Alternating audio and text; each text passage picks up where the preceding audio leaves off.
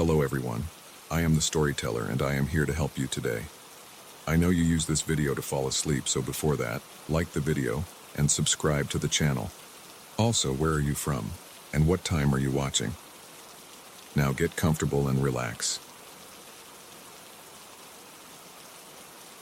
I moved into that old commercial building at the start of the month. The place had low rent and I needed a space for my small consulting business. On the day I signed the lease, I felt a slight chill in the lobby. I blamed it on the weak heating system and tried not to think about it. I was focused on getting my business off the ground. The location seemed decent. The landlord assured me I would have no problems.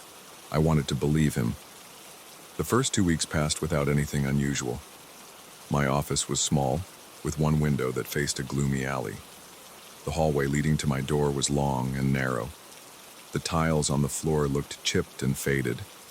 The walls had a faint smell of old paint. I spent most of my days typing on my laptop, making calls and trying to establish new contacts. Occasionally, I heard people in the hallway during normal business hours. Sometimes they laughed or spoke on their phones, but everything felt normal then. After 5 p.m., the building emptied out pretty fast. By 6 p.m., I usually heard only a couple of distant footsteps on some other floor. One night, around 7 p.m., I was finishing up a long phone call when I noticed a low murmur outside my door. It sounded like two people whispering, but I couldn't make out words. It stopped as soon as I hung up the phone. At first, I thought it might have been some echo from the floors above. The building had old pipes and vents that carried noise in odd ways. I got up and opened my door. The hallway was dark, with only a small emergency light on one side. I didn't see anyone. I stepped out, listened for a few seconds, and heard nothing. I shrugged it off. The next night, the same thing happened. I was filling out some online forms. At 7:15 p.m., I heard soft voices in the hallway. I couldn't tell if they were male or female. The sound was muffled, like someone speaking through a thick wall. I walked to the door and opened it. Silence again. I turned on the corridor lights. They flickered once, then stabilized. Nobody was there.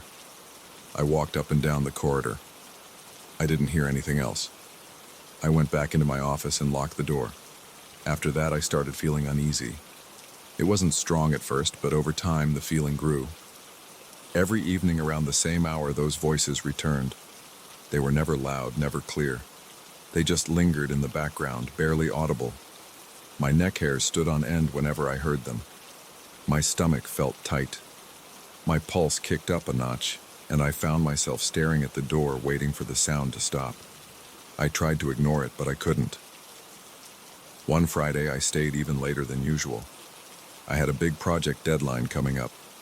I was alone on my floor. It was around 8 p.m. The lights in the corridor were off, except for the emergency lamp at the far end. I could see the faint glow under my door. Then I heard the voices again. This time, they didn't stop right away. It felt like they were right outside my door, just a few feet away. My heartbeat pounded in my ears. I stood up quietly, not wanting to make any noise. I crept to the door and hovered there, listening. I could hear the faint hum of the building's ventilation system. Over that hum, the whispering seemed to continue. It had a strange rhythm, like people talking in short bursts. I couldn't catch any actual words. My throat felt dry. My palms were sweating. I reached for the doorknob, took a breath, and pulled the door open fast. The corridor was empty. The voices vanished. I stepped out and left my door open behind me. The hallway was chilly. The air felt heavier than usual. I walked toward the elevator area, thinking maybe I'd find someone. The elevator doors were closed and the panel showed that all the cars were idle. I waited a minute, hoping I'd catch some sign of movement. Nothing happened. I went back to my office, locked the door, and decided to finish my work as quickly as possible. Over the weekend, I told myself it was probably just old pipes or something similar. I tried to rationalize it, but on Monday I arrived early in the morning and saw the security guard at the reception desk. I told him I had been hearing noises. He looked at me, scratched his head, and said sometimes the building creaked or carried sound from upper floors. He said it wasn't anything to worry about. Then he joked that the building was old enough to have some ghosts. I forced a smile and changed the subject. I didn't want to push the matter too hard. For a few days, nothing unusual happened. Then, on Wednesday evening, around 7:30 p.m., I was getting ready to leave when the voices came back. This time, I felt more annoyed than scared, at least initially. I wanted to figure out where the noise was coming from. I grabbed my phone and turned on the voice recorder app. I stood near the door, trying to capture the sound. My heart was pounding again, and my hands felt clammy on my phone. I listened for about a minute. I heard the muffled whispers. They seemed a bit louder. I yanked the door open and walked into the corridor, phone in hand, still recording. I said, "Hello?" My voice echoed slightly. The whispering stopped. I moved toward the end of the hall, checking each door. All of them were locked and dark inside. I reached the elevator area. The doors stayed closed. I didn't see or hear anyone. After a few minutes, I stopped recording and went back to my office. When I played the recording, I only heard static and some faint rustling. I couldn't make out any voices on the playback. I started feeling more stressed. My sleep became restless. I kept thinking about what those voices might be. I wondered if maybe there was someone messing with me. But why would anyone bother? The building was mostly filled with offices for accountants, travel agents, and small companies. I didn't know anyone there on a personal level.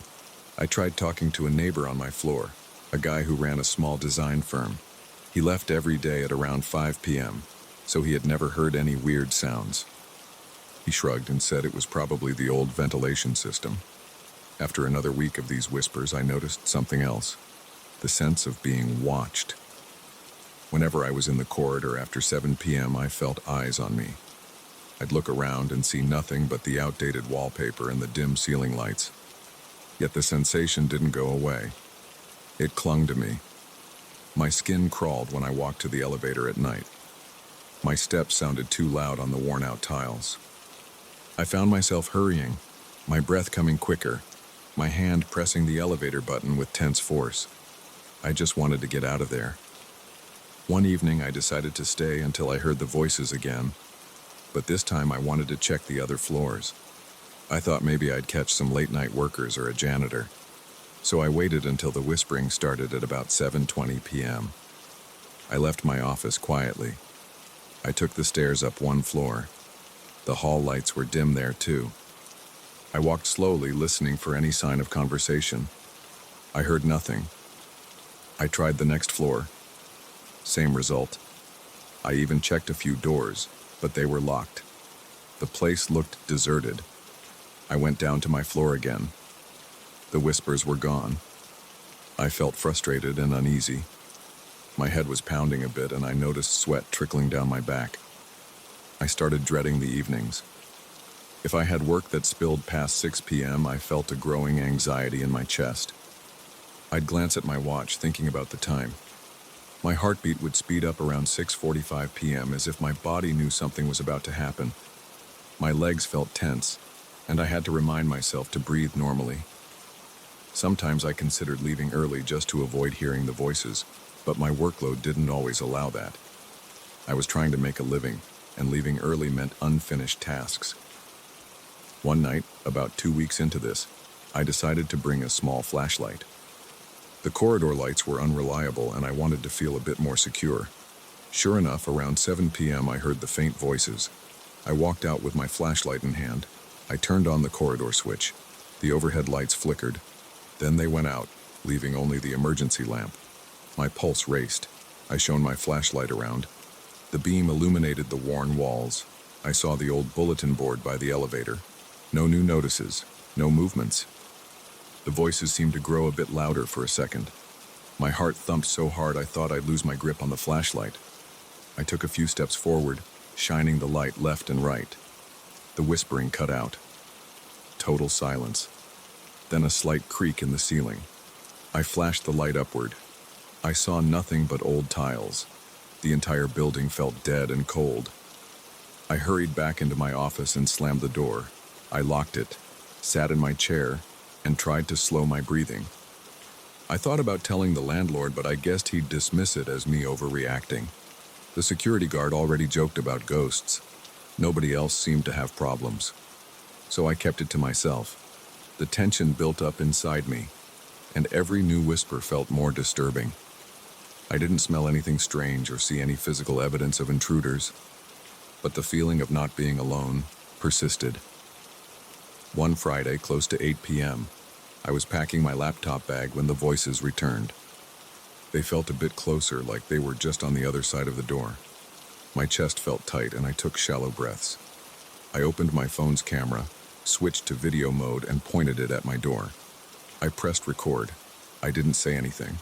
I just wanted proof. As soon as I hit record, the whispering cut off. I waited for almost a minute. My pulse pounded in my temples. I could hear the blood rushing through my ears. Nothing happened.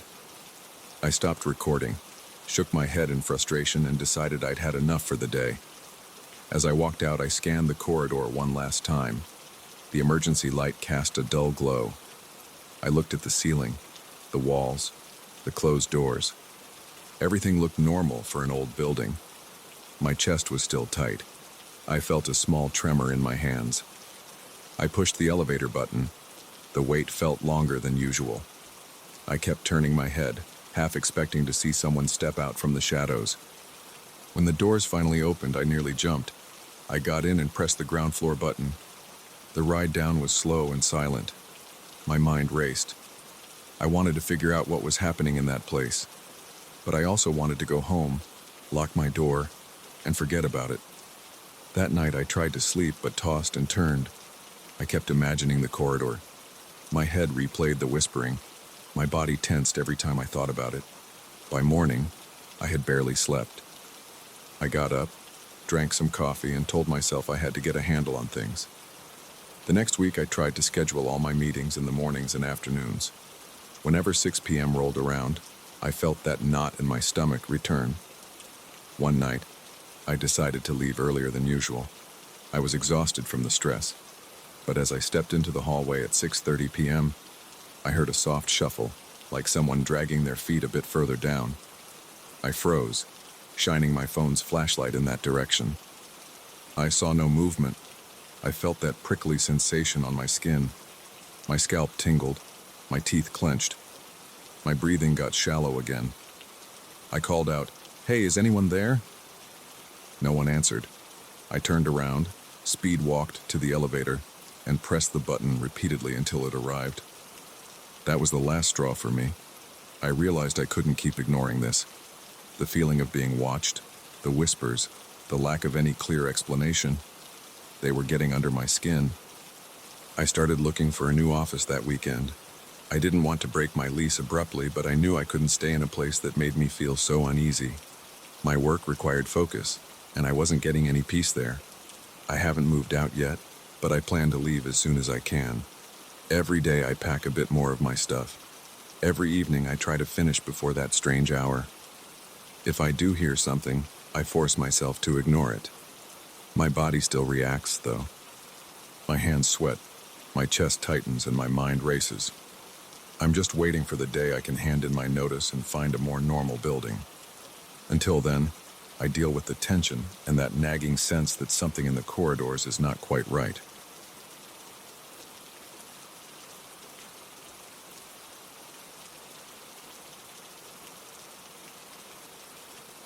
I had just come back from a work trip when I spotted this used stereo system for sale.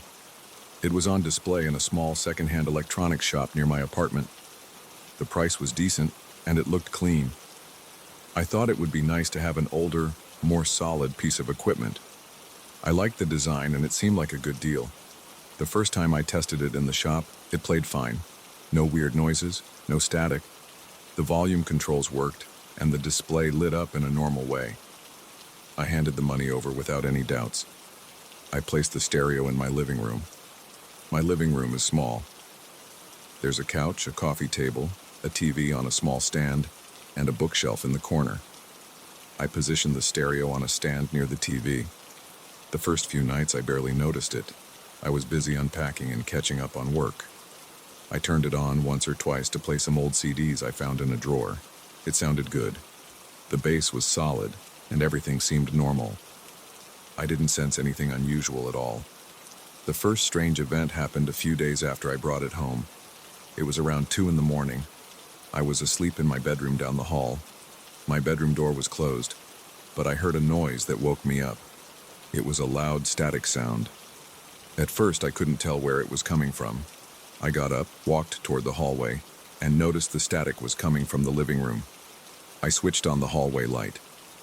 I went into the living room and saw the stereo's display lit up. The volume was at a moderate level, but it was only static. There was no music, no radio station, just that crackling noise. I was confused because I hadn't set any timer, and I was pretty sure I turned it off before going to bed. I walked over to the stereo and pressed the power button. It shut off. The display went dark. I stood there for a moment, feeling a little off balance from being woken up so abruptly. My heart was beating fast because I don't like sudden noises in the middle of the night. I went back to my bedroom, shut the door, and tried to sleep. I told myself it was probably a glitch, or maybe I had hit some random button by accident earlier. The next day, I checked the stereo's buttons. I tried the timer function. It showed off. The instruction manual I found online said you could set a time for it to turn on, but that option was disabled. I tested each button again.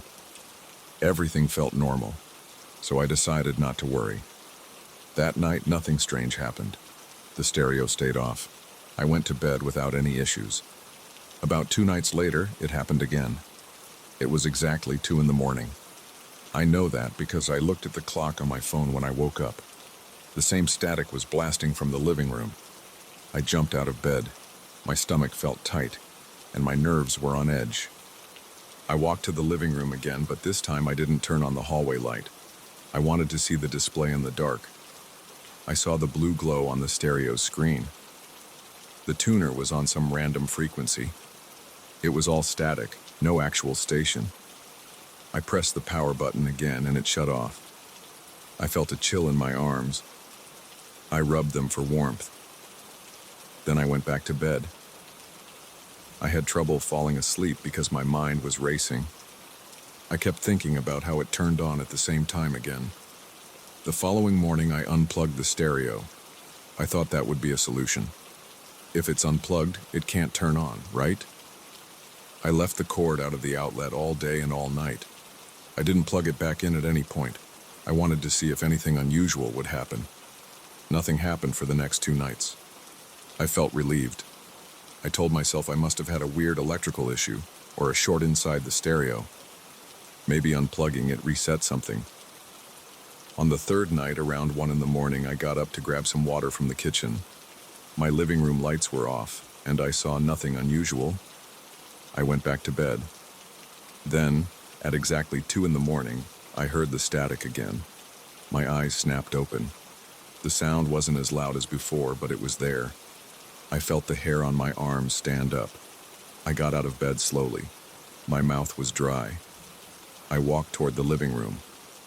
The stereo's cord was still unplugged. I saw the plug sitting on the floor. Yet the display was lit.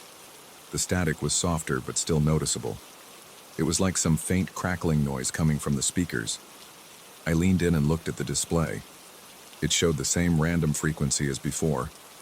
The volume numbers were around halfway. The power indicator was on. I took a step back because I felt a rush of adrenaline. My heart was pounding. I was sure this wasn't normal. I stood there watching it. My brain was trying to find a logical explanation. Maybe there was still some charge inside the stereo, like a big capacitor holding power, but it had been unplugged for days. That made no sense to me. I reached behind the unit and felt the cool plastic. There was no sign of heat or anything strange. I pressed the power button again. The display went dark. The static stopped. Then I just stood there in silence. I didn't sleep well that night. The next morning, I decided to inspect everything more carefully. I removed the outer casing of the stereo with a screwdriver. I have some basic knowledge of electronics, though I'm not an expert. I looked at the circuit boards. I didn't see any obvious burn marks or corrosion. The wiring seemed intact. The fuses were fine. Nothing smelled strange. I used a flashlight to check every corner inside. I didn't find loose connections. After that, I put the casing back on, still feeling uneasy. I called a friend of mine who used to fix old electronics. I told him what was going on. He said it might be a faulty power switch or a timer circuit problem. He joked about it being haunted, but I didn't find that funny at the time. He offered to swing by the following weekend to check it out. I agreed. I put the stereo aside, still unplugged, and tried to go about my week as usual. That week was stressful. Work was busy and I had deadlines. My boss kept calling me at odd hours. I wanted to focus on my job, but every night I felt a growing tension in my chest around midnight. I kept waiting for that static to start. Sometimes it didn't. Sometimes I'd wake up at 2 in the morning on my own and there was silence. I'd stay awake for minutes, feeling my pulse, listening for any faint noise. Then I'd drift back to sleep, sweaty and anxious. On Thursday night, it happened again. The static blasted at exactly 2 in the morning. I was already on edge, so I jumped out of bed the second I heard it. My legs felt shaky. I rushed into the living room. It was dark, and the stereo was lit up. The same routine. I reached behind it, yanked out the cord. Even though it was already unplugged from the wall, the other end was still attached to the stereo's back. I removed it completely from the unit. The static faded, but it didn't stop abruptly. It kind of sputtered out over a few seconds, almost like it was draining. Then it became silent. I stood there holding the cord in my hand. My breathing was fast. I could feel my heart thudding in my ears. I said out loud, "What the hell?" My voice echoed in the quiet living room. I stared at the stereo. The display was now blank. The apartment felt cold. I didn't see any movement in the hallway or reflection in the TV screen. I just saw myself standing there with a stupid expression on my face, feeling a bit scared. My friend came over that Saturday. I told him the entire story in detail. He smirked a bit, then got to work. He opened the stereo, tested it with some tools, checked the power supply board, the capacitors, and the wiring. He plugged it into a surge protector, turned it on, tested the functions, everything. We sat there for a while, listening to music, messing with the radio tuner. It worked like any normal stereo. No issues at all. He couldn't find a single defect. He told me he'd replace a couple of old capacitors just in case they were storing charge oddly. It was a cheap fix. He did that. Then he packed up his tools and said that would probably solve the weird problems.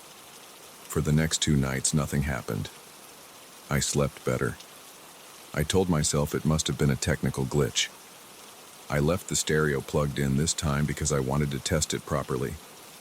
On the 3rd night after the repair, I was in bed scrolling through my phone. It was around 1:50 a.m. I felt a slight sense of unease, but I tried to stay calm. Then, right at 2 in the morning, I heard the stereo click. It wasn't static at first. It was a low humming noise like a dead air signal. I got up, walked to the living room, and stood there. The display was lit. It was on the radio tuner again, stuck in that same frequency range. After a few seconds, the static burst out. It was louder than usual. I stepped back. I felt sweat gathering around my forehead. My stomach hurt from the tension. My shoulders felt stiff. I pressed the power button. It didn't respond immediately.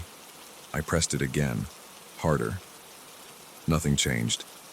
I tapped all the buttons, volume, tuner, even the CD tray button. None of them worked. The static kept going. I felt a jolt of panic. I reached for the outlet and pulled the plug from the wall. The stereo kept playing static. The light stayed on. I felt my pulse hammering against my neck. I stared at it, unsure what to do. I crouched down, grabbed a flashlight from the coffee table drawer, and shone it around the side of the stereo. There was nothing unusual there. The back panel was secure. I fiddled with the cord. The stereo still emitted that harsh noise. I decided to wait and watch. My eyes were locked on the display. After about a minute, the sound started fading. It went from harsh static to a softer crackle, then silence. The lights on the display flickered twice, then went out. I stayed in that position for at least another minute, not moving. My knees hurt from crouching. My arms shook. I stayed quiet, waiting for something else to happen. Nothing else happened. I placed the cord on the coffee table and stepped away. I felt weak. My shirt was damp from sweating. I didn't sleep well that night. The next morning, I took the stereo and put it in the hallway closet. I pushed it behind some boxes and closed the door. I didn't want to see it. My friend called me later to ask how it was going. I told him the issue was still there, but I didn't give details. He offered to take the stereo off my hands to tinker with it more thoroughly. I said I'd let him know. That was a few days ago. I haven't touched it since. My living room is quiet now. I'm still tense at night, especially around that same time. I keep expecting to hear that static start up again. Sometimes I'll get up around 2 in the morning and walk to the living room just to be sure I'm not imagining anything. It's always silent in there. The stereo remains in the closet. It's unplugged. I have no plans to plug it in again.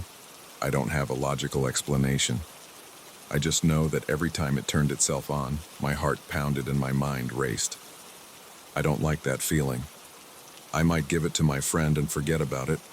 I don't want it in my apartment anymore. I don't think I can relax while it's around. I have never experienced anything like this before.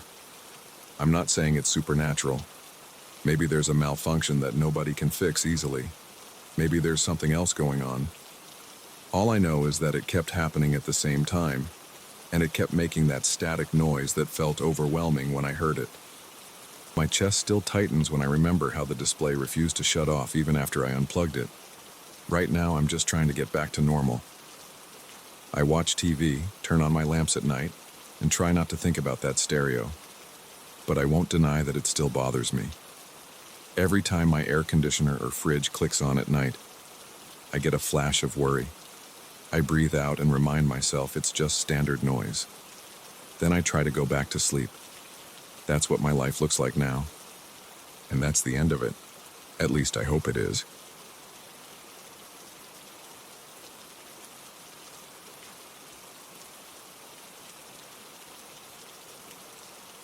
I remember the first time I took the overnight shift at that parking garage. They gave me a small office on the ground floor with a bunch of monitors, some old radio equipment, and a cheap desk lamp. The garage had multiple levels above ground and 2 levels below, and I was supposed to watch the entire place from midnight to 8 in the morning. It sounded like easy work. At first, I thought I'd just be drinking coffee and trying not to fall asleep. I never expected anything strange. I never expected to get so jumpy that I'd hesitate before stepping out of the elevator, especially on the second sublevel at 3 in the morning. I want to talk about what happened on those nights. I'll keep it straightforward because that's how I remember it. No fluff or anything like that. Just the facts of what I saw, what I heard, and how it made me feel. When I started, the first couple of shifts were quiet. It's a regular parking garage, and at night you mostly get a few folks who forgot their cars or needed to pick them up late. Sometimes there's a small rush around midnight from people coming back from bars or late-night events. After that, it's dead quiet. The cameras feed into a single monitor that cycles through each level. There's a separate small split-screen setup for the sublevels because they're usually empty at night, so my boss wanted them visible at all times. Around the 3rd or 4th night, I noticed something odd. It was about 3 in the morning, and I was sipping coffee while looking at the monitor for the sublevels. The second sublevel camera got all screwed up. The image blurred and flickered. It looked like the feed had some kind of static interference. I made a mental note about it and waited a few seconds. It cleared up on its own. I figured it was a glitch. Electronics do that sometimes. But it happened again the next night at almost the exact same time. This time, it only lasted a couple of seconds, but it was enough for me to see a shape on the screen. It was like a vertical form off to the side near one of the concrete pillars. It happened so fast that I thought it might just be a weird artifact from the distortion, but it stuck in my head. I told myself, I'll keep an eye on it tomorrow. Sure enough, on the following night, the same interference showed up at 3 in the morning on the second sub-level camera. It flickered in and out, and there was this shape again. It looked like a person's outline. Then it disappeared. The camera feed went back to normal like nothing happened. I felt a chill in my arms. My pulse got faster. I don't usually get spooked easily. I've worked in other security jobs before, and weird stuff on camera feeds usually ends up being a rodent, a bird, or some reflection of a car's headlights. But in a sub-level at 3 in the morning, there's no direct light from outside, and there's barely any movement. It didn't make sense. I decided to check it out in person. I left my office, took the elevator down to the first sub-level, and then walked down the ramp to the second sub-level. My footsteps echoed.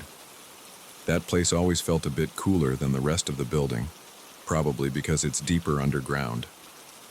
The overhead lights are spaced out, so there are patches of dim spots near the corners. I went straight to the pillar where I had seen the shape on the monitor. Nothing was there, just concrete and a slight oil stain on the ground. When I turned to head back, I swore I saw movement in my peripheral vision. I whipped around fast, shining my flashlight. Nothing. It's normal to imagine things when you're alone in a silent garage, but my heart was already pounding. I could feel sweat forming on my neck. I walked around that entire sub-level, checking behind every pillar, near all the parked cars and by the exit ramps. No one was around. Not a single car door open, not a single figure. I couldn't explain it, but I felt a heavy sensation in my chest, like the air was colder and thicker down there. I went back upstairs and checked the tape to see if maybe I had missed something. The recording showed the same flicker, the same distortion, but it was too scrambled to confirm a shape. It only lasted about 3 seconds, then went back to normal. I told my supervisor the next day. He shrugged and said it was probably a glitch and that I should keep an eye on it. He didn't seem concerned. He said, "If it keeps happening, we'll get someone to fix the camera." I didn't like his answer. It felt dismissive, but he's the boss. I couldn't force him to do anything. The next few nights I tried to keep my mind off it, but I dreaded that moment around 3 in the morning. Each time the clock approached 3, I found myself gripping the desk or adjusting the monitor brightness, trying to see if maybe the camera would be okay. But each time I saw that flicker. Sometimes it happened right at 3. Sometimes it happened at 3:01 or 3:02. But it was always in that window. The distortion would shake the image, and for a split second I could make out what looked like a torso and a head shape. It's never crisp or clear. It's always ghostly, like a silhouette. That alone was enough to make me uneasy. One night, I decided I had to be on the second sub-level at exactly 3 in the morning to see if there was a real person messing around. Maybe it was some prank. Maybe there was a trespasser who knew where the camera blind spots were. I positioned myself near that same pillar. The smell of gasoline and concrete was in the air. The floor had tire marks and small puddles of leaked fluids. The ceiling lights hummed softly. I checked my phone every few seconds. At 2:59, I switched off my phone screen and kept my flashlight pointed at the ground. I waited. The hum of the lights and the faint dripping sound from a pipe in the corner were the only noises. My eyes darted around, trying to catch any sign of movement. 3 short hit. I held my breath. For a few seconds, nothing. Then I heard a scrape. It sounded like someone's shoe sliding on concrete. My heart rate jumped. I spun toward the sound. I didn't see anything, but I felt something. My arms had goosebumps, and it felt like the temperature had dropped a few degrees. I took a few steps forward, shining my flashlight between rows of parked cars. Empty. I heard a soft whoosh, like a quick rush of air coming from behind me. I turned again, but there was no one there. I called out, "Hello?" My voice bounced off the walls. No response. I felt a tingling sensation in my stomach. It was like my body wanted me to get out of there. I told myself to stay calm and keep looking, but I couldn't deny the tension in my muscles. My breathing got shallow. I checked the time on my phone. 3:02. 2 minutes felt like a lifetime. I decided I had seen enough and needed to check the monitor again. I hurried to the elevator, pressed the button, and waited. The wait felt too long. I kept looking over my shoulder, expecting something to appear in my flashlight beam. When the doors finally slid open, I backed in, still holding the flashlight out toward the dark garage. The elevator doors closed, and I felt a small wave of relief. Back in my office, I replayed the feed. Sure enough, the camera flickered at exactly 3:01 and stayed distorted until 3:02. I could see a faint shadowy figure near where I had been standing. I felt a jolt run down my spine. It looked close to me on the screen, but I hadn't seen it with my own eyes. It was like it only existed in that electronic distortion. After that, I started dreading the second sublevel. Every time I did rounds, I felt my skin crawl when I got off the elevator. I'd shine my flashlight around quickly, not wanting to linger. My body would tense up, and my mouth would go dry. I'd check the corners, the pillars, and the back rows of cars. Nothing. Then I'd hustle back to the elevator. Sometimes I thought I heard faint footsteps echoing or a low scrape against the floor. Other times, I felt a slight breeze that shouldn't have been there. But I never saw anyone in person. I also noticed that nothing odd ever happened outside that 3 a.m. window. During the rest of the night, the camera feed was stable. No strange shapes, no flickering. It was like clockwork. 3 a.m. came, the camera glitched, and I felt this heavy unease. After a while, I tried telling a coworker about it when I saw him before my shift. He laughed it off and said, "Weird stuff happens in these old garages." He didn't seem too interested. I talked to the building manager once. He said they'd had a few complaints about random interference on that level, but no one ever followed up. He figured it was a wiring issue. He promised to send a maintenance guy to look at the cables. That didn't change how I felt. By then, I was convinced something was down there. Not necessarily a ghost, but something. Maybe a real person who knew how to avoid me. Maybe there was a problem with the layout of the garage causing illusions. I couldn't pin it down, but I knew it wasn't normal. Each night I walked in with a knot in my stomach. I'd spend the first few hours on edge. Around 2:45 a.m., I'd start feeling my heart rate pick up again. My hands would get clammy, and I'd keep looking over at the split-screen sub-level feed. When the interference happened, I felt my body tense automatically. Sometimes I'd stand up, ready to run down there, but most nights I didn't. It felt pointless. Every time I checked, I found nothing but empty corners and that weird sensation of being watched. One night, about 2 weeks into this, I was sitting there watching the main monitors. Around 2:30 a.m., I heard a distant clang from somewhere in the building. It wasn't on the cameras, so I got up and walked the levels with my flashlight and radio. Nothing seemed out of place. I ended up on the first sub-level. The lights flickered for a second, and I thought maybe the power was on the fritz. Then I heard a metallic thump below me, like something hitting a pipe or a guardrail on the second sub-level. My breathing quickened. I really didn't want to go down there alone, but it's my job, so I took the ramp down. When I stepped onto the second sub-level, it was 2:50 a.m. The place felt colder than usual. I could smell damp concrete. My flashlight beam shook a little because my hand was shaking. I checked behind each concrete pillar. I looked under every parked car. I saw nothing. The only sound was my own footsteps. After a minute, I tried to relax. My heart was still racing, but I told myself it was just the building settling. I found no sign of any intruder or vandalism. Then I noticed one of the overhead lights at the far end of the sublevel blinking on and off. It cast weird, moving shadows across the floor. It was probably just a bad bulb, but it made everything feel more ominous. I stood there, watching it flicker. Then I remembered the time. 2:59 a.m. My stomach dropped. I knew that in a matter of seconds the camera feed upstairs would start distorting. I glanced at my phone. It turned 3:00 a.m. on the dot. I looked up at that flickering light. My flashlight beam could only do so much. Then I heard it again, that soft scraping sound like a shoe dragging across the floor. It came from somewhere behind the row of cars on my left. I swallowed hard. My throat felt tight. I couldn't move at first. It was like my legs locked up. Eventually, I forced myself to step forward.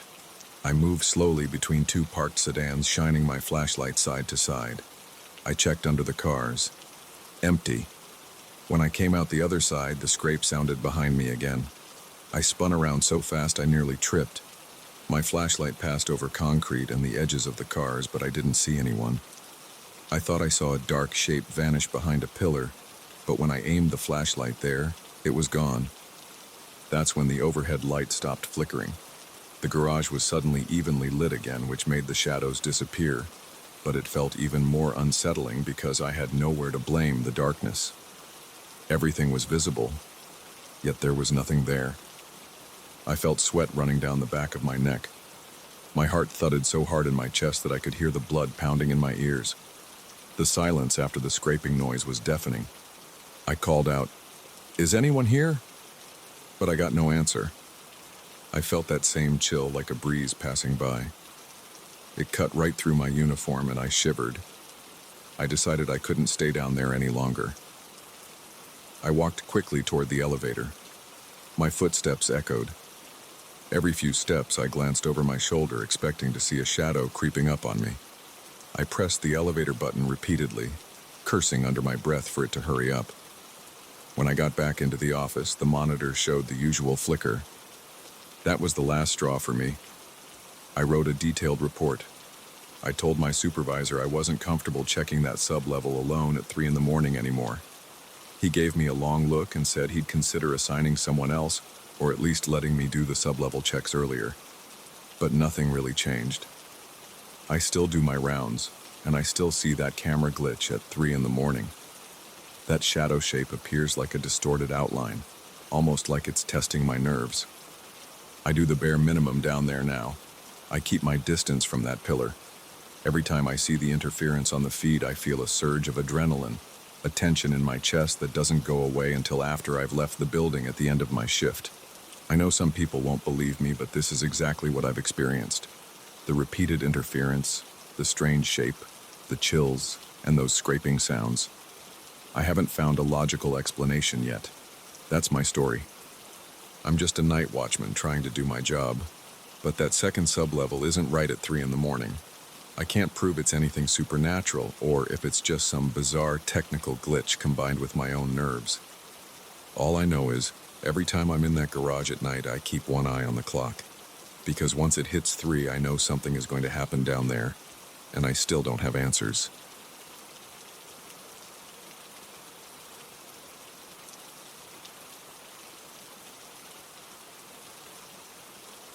I showed up at Miguel's house on a Friday afternoon with 2 bags and a lot of curiosity. The place was smaller than I expected. It had a narrow corridor, a dusty living room, and walls that looked like they needed a fresh coat of paint. At first glance, it felt normal, like an older home that someone decided to turn into a budget-friendly lodging option. But something felt off. I noticed a door at the far end of the hallway that seemed different from the other doors. It was locked. Miguel pointed me toward the second door on the right and told me that was my room. I walked past that locked door and felt a slight chill. It was the kind of moment that raises the hairs on your arms. Nothing dramatic, just a subtle feeling that something wasn't right. I put my bags down in my room and looked around. It was plain. There was a single bed, a small desk, and a window that overlooked the backyard. The bedsheets smelled clean, which was good. I had arrived after a long bus ride, so I wanted to take a quick shower before heading out to explore the area. On my way to the bathroom, I passed the locked door again. This time, I noticed a small gap at the bottom. The wood was a bit warped, probably from moisture. When I looked closer, I thought I saw a faint light flickering inside. It wasn't constant. It pulsed once or twice and then stopped. At the time, I brushed it off as a reflection of something outside. After my shower, I felt more relaxed. I changed clothes and went to the kitchen to get some water. Miguel was there, cutting vegetables. I asked him about that locked door. He smiled in a weird way and said the room was full of old boxes and random stuff he hadn't organized. He mentioned that he never used it and that the key had disappeared months ago. He joked that he wasn't a handyman, so he never bothered to fix the lock or break it open. I laughed politely and let the subject drop. But I kept thinking about the light I saw. I told myself it was my imagination or a reflection from passing cars on the street. That night, I went to bed around 11. I was exhausted, but my sleep was restless. The hallway was dark, and the old pipes in the house made odd knocking sounds. Sometimes I would drift off and then wake up to a clank or a drip. At around 2 in the morning, I got up to use the bathroom. I heard a quiet scratching noise from the corridor. I opened my door slowly and peeked out. I saw a faint flicker of light underneath that locked door. It flickered, then went out, then flickered again. My heart started pounding. I stood there for a few seconds, watching that dull glow. It almost looked like someone was inside with a small flashlight, turning it on and off. Then it stopped completely. I went back into my room and locked the door. I had a hard time falling asleep. My mind kept replaying that sight. I wondered if Miguel was messing with me or if there was someone else staying in the house. Maybe he was renting that room out in secret, or there was a friend crashing there. But if that was the case, why lie about it? In the morning, I found Miguel in the kitchen again, making coffee. I asked him if he'd gone into the locked room last night. He looked at me in a puzzled way, shook his head, and said he didn't go near it. He also said he was a heavy sleeper and rarely got up in the middle of the night. I told him I saw lights. He shrugged, said the hallway's electrical wiring might be causing weird reflections, and then changed the subject. His behavior felt evasive, but I didn't want to push too hard. I was there as a guest and I didn't want to offend him. Later that day, I went out to pick up some supplies. I had planned to stay there for a couple of weeks. It was cheaper than a regular hotel, and Miguel had always been a decent acquaintance. We weren't close friends, but we'd known each other for a few years from a previous job. I figured maybe he was telling the truth about the junk in that room.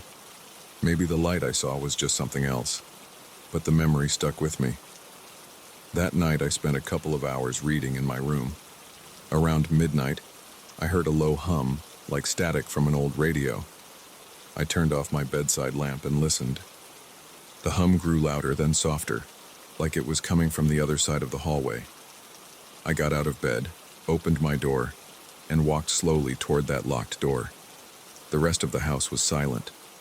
The hum sounded like voices but drowned out by static, like a bad transmission. I kneeled and tried to look through the gap at the bottom of the door. I couldn't see anything except a faint glow. My heart was racing, and I started sweating. My mouth felt dry, and I realized I was holding my breath. I exhaled quietly and reached for the doorknob. It was locked. I turned it a bit harder, but it wouldn't budge. Then the light inside disappeared, and the hum stopped. Total silence. I stood there in the dark, feeling a knot in my stomach. Part of me wanted to knock or call out to see if anyone would answer, but I didn't. I went back to my room, locked the door, and stayed awake for hours. My thoughts circled around 100 different explanations. Maybe there was a faulty device inside. Maybe it was an old TV turning on by itself. Maybe someone was messing with me. My hands were trembling and my body felt tense. I tried to distract myself by reading, but my eyes kept drifting toward the hallway. In the morning, I confronted Miguel again. I told him I heard strange sounds and saw lights. He said I must have been dreaming. I told him I was definitely awake. He just smiled and said I was spooking myself. I asked if I could at least check the room, but he claimed he didn't have the key and that it was probably lost somewhere. I asked if we could force the door open. He became defensive and said he wasn't going to damage his own house over a weird suspicion. His attitude frustrated me. I felt like leaving, but I had already paid for the next few days, and I wasn't exactly swimming in money to go book a hotel. So I stayed. The next day, the entire atmosphere of the house felt heavier. I went outside for a walk, got a sandwich, and tried to stay out until the evening. When I came back, I noticed that the hallway smelled musty, like old fabric or damp cardboard. The locked door looked more worn than before, with chips in the paint and a small scratch near the handle. I placed my ear against it and listened. I heard faint rustling, like someone shifting boxes. I knocked softly. No response. I pressed my ear again. Nothing. Then I heard a quick shuffle, like feet moving over the floor. My heart beat faster and my hands got clammy. I knocked again, louder this time. Still no answer. I went to find Miguel, but he wasn't around. I tried to distract myself by cooking dinner. The kitchen was cramped, but I managed to fry some eggs and warm up leftovers. I ate quickly and then decided to check if Miguel had returned. I found him in the living room smoking a cigarette. He rarely smoked, so it was odd to see him doing that. His eyes looked tired and he seemed preoccupied. I asked if everything was okay. He nodded but looked away. I wanted to ask about the door again, but I sensed he wasn't in the mood. The tension in the room was thick. I could feel it in my stomach like a heavy weight pressing down. Later that night, around 1 a.m, I decided I wasn't going to just listen anymore. I got out of bed, grabbed a small flashlight I had brought with me and tiptoed to that locked door. I crouched down, aimed the flashlight at the gap, and turned it on. I saw shadows on the floor inside, like piles of boxes. I couldn't see much, just outlines and corners. Then a small point of light flashed inside the room like a response to my flashlight.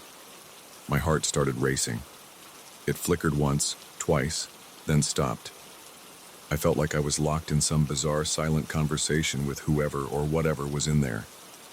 I turned off my flashlight and listened. I heard a soft hiss, like a whisper. It sent a chill through my entire body. It was gentle but eerie, like someone was speaking in the lowest possible voice. I tried the door again. It was still locked. I jiggled the knob and I heard movement inside, like something or someone shifting around. My breaths became shallow and I could hear my pulse pounding in my ears. I leaned my forehead against the door, feeling a rush of adrenaline. I wanted to kick it open, but I didn't have the nerve. I whispered, "Hello? Is anyone in there?" No response. Just silence. I crept back to my room, laid down on the bed, and stared at the ceiling. My mind wouldn't stop racing. My gut told me something was very wrong. Miguel's behavior, the lights, the sounds, it all felt too deliberate to be random. I barely slept. The house was quiet for the rest of the night, or I was too lost in my own thoughts to notice anything else. The next morning I went to Miguel and told him plainly, "I think there's someone in that room. I heard noises, I saw lights, I heard a whisper." He refused to look me in the eye. He mumbled something about old electrical problems and insisted the door stayed locked. I asked if we could call a locksmith to open it and check. He said no. We argued. He got angry and told me that if I didn't like his house, I could leave. I was tempted to walk out right then, but my curiosity was stronger than my pride. I told him I'd stay until the end of the week as planned. He just nodded, stubbed out his cigarette, and walked away without another word. Over the next few days, I tried to ignore the situation. I went about my business, exploring the town, eating out, and coming back to the house only to sleep. But every night the same pattern repeated. Around midnight or 1 a.m, I'd see those lights under the door, or I'd hear that static-like hiss. Sometimes I could swear it sounded like multiple voices. Other times it was just a soft glow and no sound. I kept telling myself I was only hearing things, but my instincts told me otherwise. By the end of the week, I was on edge. I felt jumpy, like I was constantly looking over my shoulder. I confronted Miguel one last time before I left. I asked him to be honest with me about what was in that room. He said it was just clutter and nothing more. I asked why I kept seeing those lights. He shrugged. I asked why I heard whispers. He just said the pipes were old, and that maybe water pressure was causing odd sounds. I knew he was lying. He looked uncomfortable. He brushed me off and left the room. I packed my bags the next morning and took one last look at that locked door. The paint was peeling, and there was dust along the edges.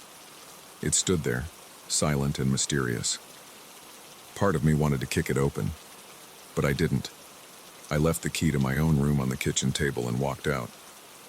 On my way down the corridor, I thought I caught a tiny flicker of light from under that door. I paused, but I didn't investigate any further. I caught a bus out of town and tried to clear my head during the ride. Even now, I still don't have a clear explanation. I keep wondering what was really inside that room and why Miguel acted so strange about it. I never got a straight answer from him. Sometimes I wonder if there was an actual person in there, or if it was just something electrical. The low hiss and the flickering lights stay in my memory, like a looping tape I can't erase. I don't tell too many people about it because it sounds ridiculous, but I know what I saw and heard. I remember the locked doorknob, the flicker of light, and the low static that sounded like whispers. It felt like that door had its own pulse. Even now, I can't shake the uneasy feeling I had in that hallway. It's like the house was alive in some corner I couldn't reach, and that room stayed locked, holding secrets I'll probably never uncover.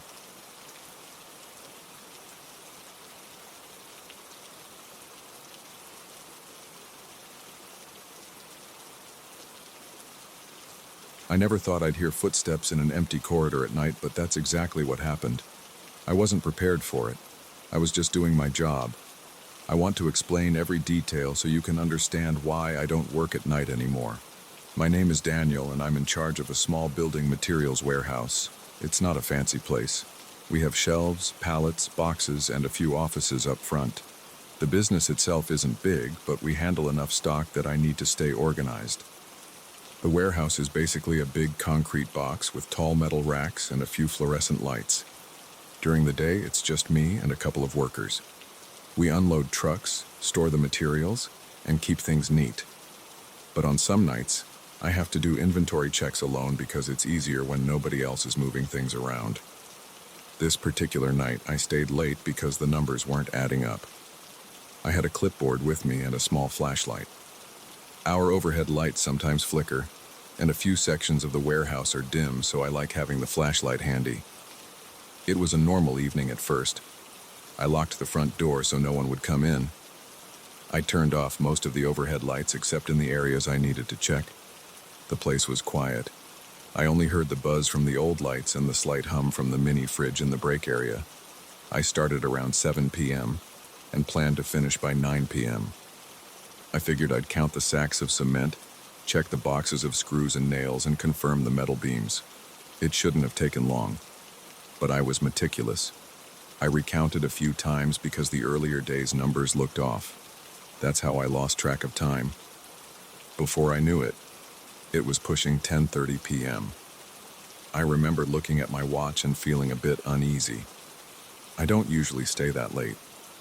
The warehouse has rows and rows of tall shelves. After the overhead lights go off in the far sections, those shelves look like dark walls. I felt a little jumpy, but told myself to get it done. It was just me in there. Nobody else had a key, and the place was locked. I walked down one of the main aisles to our small side corridor, which is normally stacked with boxes of tile. The corridor leads to the back entrance we rarely use. That area is always dark because the overhead light there burnt out a few months ago. We put it on a list of repairs, but it never got done. I only had my flashlight. The corridor was quiet and I didn't see anything unusual. I climbed a small stepladder to check the top boxes. I was careful not to slip. As I was counting, I thought I heard something. It sounded like footsteps crossing the concrete floor. Not a shuffle or a random creak, but distinct steps. Like boots. 3 or 4 steps in a row. I froze. My first thought was maybe someone got inside, or one of my co-workers came back. But I locked the door, and nobody has a spare key except the owner. I pointed my flashlight toward the sound. There was nothing there. I waited and listened. Total silence. My heart started pounding a bit. I told myself it might have been my own movement causing an echo. The building sometimes makes weird noises. It's old. The metal beams flex with temperature, and the concrete floor can carry sound in strange ways. I went back to my counting, tried to shrug it off, and finished that row. I moved to the next aisle, double-checking the boxes of nails and the stacks of sheetrock. My flashlight flickered for a second, so I tapped it. The beam steadied. I was getting a little tense, but I tried to ignore it. Then I heard footsteps again. Clack, clack, clack across the floor, clear as day. I spun around with the flashlight. The corridor where I'd just been stood empty. My pulse raced. I broke out in a cold sweat under my shirt. I had this sudden urge to call out, "Hello? Who's there?" But my throat felt dry. I managed a weak, "Hello?" No response, no movement, just that buzzing sound from the lights in the background. I walked over to the corridor. My steps were slow, and I held the flashlight in front of me like I expected someone to jump out. But the corridor was empty, and those tall piles of boxes were undisturbed. I checked the back door. It was still locked from the inside, the bolt secured. There was no sign anyone got in. I forced myself to keep going. I thought maybe I was just on edge. I glanced at my watch. It was around 10:50 p.m. I decided I'd do one more aisle and call it a night. I grabbed my clipboard, forced a deep breath, and went to the section where we keep the bags of cement mix. It's near the center of the warehouse where the main overhead lights were still on. It felt safer there. I started counting the stacks, noting each pallet on my sheet. I was determined to finish as quickly as possible. That's when I heard it a third time. Those steps were even louder, like someone walking with purpose. It came from that same corridor. This time it wasn't just a few steps. I heard what sounded like a slow pace coming down the length of the corridor. Each step was distinct. I felt this flash of fear. My body tensed. The hair on the back of my neck stood up. I could feel sweat rolling down my temple. My brain was telling me something was off. Nobody should be there. Yet the sound was so clear. I shouted, "Who's in here? This is private property." My voice echoed off the concrete walls. The footsteps stopped. Immediately after they stopped, the entire warehouse fell silent, like everything was holding its breath. I just stood there, frozen, flashlight shaking in my hand. My heart thumped in my chest.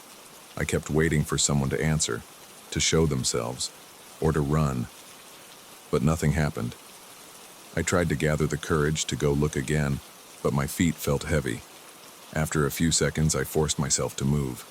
I walked toward the corridor, my hands trembling. I scanned the flashlight beam across the floor, up the walls, through the rows of boxes. No one was there. I saw no movement, no shadow, nothing. The corridor was the same. Boxes neatly stacked, the path clear. I rubbed my forehead. I felt a headache forming from stress.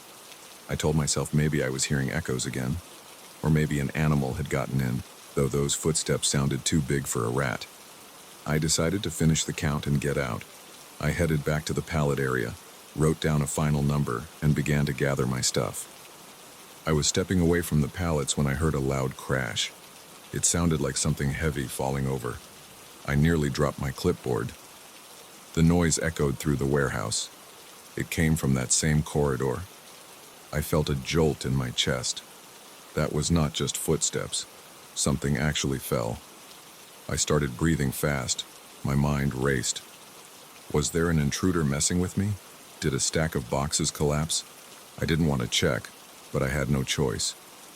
I walked down the aisle, each step feeling heavier.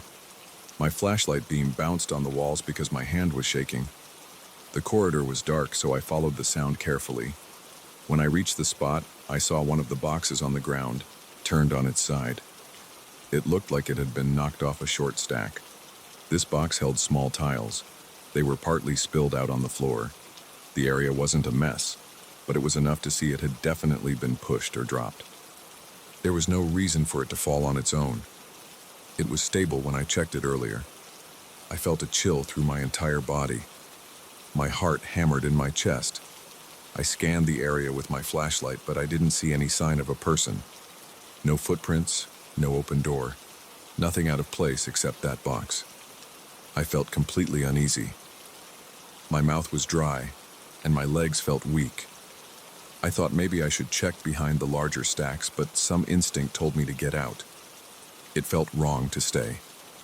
I was convinced I was alone, yet I had no explanation for what just happened. I took a few quick photos on my phone, thinking I might need to show someone. Then I grabbed the box and set it upright, but my hands were shaking so bad I almost dropped it again. My chest felt tight. I looked around one more time, shining the light in every corner. The entire place seemed still and silent, like I was the only living thing in there. But my nerves were shot. I couldn't stay. I walked back to the main section, picked up my backpack, and headed straight to the front door. As I left, I locked up behind me, checked the handle twice, and walked to my car in the empty parking lot. It was quiet outside, and the streetlights cast a dim glow. I sat in my car for a moment, trying to process what happened. My breath felt shaky. My shirt was damp from sweat. I kept replaying the sounds in my head. Footsteps in a place with no one around, then a box knocked over. I tried to rationalize it. Maybe there's a weird acoustics effect, maybe a rodent nudged the box. But the footsteps sounded too real, too precise. And that box was stable before. I got home around midnight. I couldn't relax. I tossed and turned for hours, picturing that dark corridor and imagining someone standing there, just beyond the flashlight's reach. The next morning, I told my coworkers what happened, but I felt embarrassed. I described hearing footsteps and finding a box on the floor. A few of them joked it was a ghost. One thought maybe a homeless person snuck in. Another suggested an animal. Nobody had a definitive answer. I checked the security cameras, but we only have them near the entrance, not in the side corridor. The footage showed no one entering or leaving except me. Since that night, I won't do inventory checks after dark. I'll come in early before the shift starts, or I'll do it on a weekend morning when there's some sunlight. I don't care if it means rearranging my schedule. I just can't stand the idea of being alone in that silent warehouse late at night, thinking I might hear those footsteps again. I tried to put it out of my mind, but it stuck with me. Anytime I hear a random noise in there, I get that same uneasy feeling, like I'm waiting for something to show itself. Over time, I convinced myself it must have been some fluke, maybe stress or the building's weird acoustics, but there's still a part of me that can't explain the box getting knocked over. If it was balanced fine earlier, what made it fall? It's not like we had an earthquake or a big vibration. And those footsteps were so distinct. Whenever I think about it, my stomach clenches. I feel that tension in my shoulders. Even writing down the inventory numbers by the corridor during the day makes my hands tremble a bit. I told my boss about it. He didn't laugh or anything. He just looked at me like he didn't quite believe it, but he wasn't going to question it too much. He said if it bothered me that much, I could do the counts during normal business hours. So I do. I haven't stayed past 8 p.m. since then. I make sure all the lights are off and the door is locked while there's still sunlight. I double-check everything before leaving, then I go home. I let the nighttime emptiness belong to itself. Sometimes I wonder if there really is some stranger coming in and messing around, or maybe something else is going on that I don't understand. I never found a solid explanation. All I know is I can't handle that tension anymore. Hearing something walk through that quiet place, seeing a box fall without anyone to push it, those moments made my skin crawl. The sensation was too vivid. The warehouse still looks the same. Rows of shelves, stacks of boxes, the occasional flickering light. But it feels different to me now. I don't trust those silent corridors when it's late. I try not to think about it too much, but it's always in the back of my mind. If I'm alone in there, even during the day, I sometimes imagine hearing that steady step on the concrete, and each time I do, I feel a knot tighten in my chest. That's my story. It's not dramatic in a big horror movie sense. I wasn't attacked, and I didn't see an actual figure. But that almost makes it worse for me, because it's all in that unknown space. The footsteps were real enough for me. The fallen box was real. I can't explain it. I can only say that it happened, and I hate that I don't have a reason for it. All I know is I'm not going to be there alone at night again. Once was enough. If you were in my position, maybe you'd do the same. If something like that ever happens to you, you might understand this feeling. That sense that there's something present, even if you can't see it. It's like the emptiness itself came alive. And I want no part of it, especially when the lights are off and nobody else is around. I'd rather finish my inventory in broad daylight. with all the machines running and people talking, so I don't have to listen for footsteps that shouldn't be there.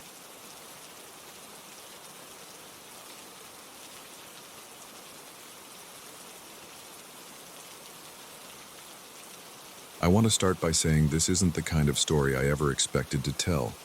It's something I'd usually shrug off as my imagination going wild or some trick of the light. But after these last few weeks, I can't ignore it anymore. It all started with an old mirror I inherited from my great-uncle. I didn't know him well. He was just that relative everyone talked about but rarely visited. When he passed away, I got this huge mirror with a dark wooden frame. The frame had these carved patterns along the edges, kind of worn down but still impressive. My mother said it was from the 19th century, though I never verified that. The mirror itself looked normal enough at first glance. Some scratches, a faint cloudy patch in one corner, but nothing dramatic. I decided to hang it in the hallway of my house. My place isn't huge, but I have a fairly long corridor. It has plain white walls, overhead lights, and a few family photos. There was a spot on the wall near the end of the corridor that was perfect. I remember carrying the mirror in, almost dropped it once because it was heavier than I expected. I used some sturdy wall anchors and prayed it wouldn't come crashing down in the middle of the night. Once it was up, I stepped back and felt pretty proud of myself for getting it level on the first try. The next couple of days were uneventful. Every time I walked by the mirror, I just caught a glimpse of myself. You know how it is. Sometimes you look, sometimes you don't. But I started having this weird sensation whenever I passed by. It was like I wasn't alone. I'd catch myself glancing over my shoulder, expecting to see someone behind me. I live alone, so there's no reason I should feel that way. I tried to brush it off as just stress from work or something like that. About a week after the mirror went up, I had the strangest feeling while walking down the hallway at night. I'd turned off the living room lights and was heading to my bedroom. The hallway was dim, lit only by a small lamp near the front door. When I walked in front of the mirror, I felt a sudden chill. The air felt heavier, like I was carrying an extra load on my shoulders. I stopped, looked at my reflection, and noticed nothing unusual. Just me, half tired, wearing a t-shirt and sweatpants. I shrugged it off, took a deep breath, and went to bed. The next morning, everything seemed fine again.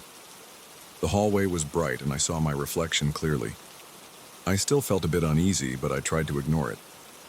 Throughout the day, I crossed the hallway several times, usually in a hurry. But later that afternoon, I swear I saw something off about my reflection. It's hard to explain. It seemed to move a fraction of a second slower than me. I raised my hand to rub my face, and there was this barely noticeable lag. It was like I turned my head, and the reflection was half a beat behind. When I focused hard, it disappeared and everything looked normal. I felt my heart rate pick up. My palms got sweaty. I stood there for a few minutes, raising my arms, turning my head side to side, trying to catch that lag again. But I couldn't. Eventually, I convinced myself it was just my eyes playing tricks on me. I went about my day and tried to forget it. That night, though, I kept thinking about it. I lay in bed, staring at the dark, wondering if I was going crazy. I decided to test it again the next morning. So the following day, I grabbed my phone and stood in front of the mirror. I recorded myself doing slow movements, turning my head, lifting my arms, bending a little, then checking the video. It showed nothing out of the ordinary. Everything was in sync. I thought maybe that would put my mind at ease, but it didn't. I still felt this uneasy vibe around that mirror. I started walking faster through the hallway, barely glancing at it. I kept telling myself there was nothing there, but the feeling wouldn't go away. One evening I came home late from work. The hallway was dark, and I felt that chill again. I hurried to switch on the lights. At first everything was normal. But the moment I walked in front of the mirror, I saw my reflection do something I definitely didn't do. It looked like my reflection's shoulder twitched or jerked slightly when my shoulder didn't move. I jumped back, almost losing my balance. My heart slammed in my chest and I felt this surge of adrenaline. I stood there staring at the mirror, breathing hard.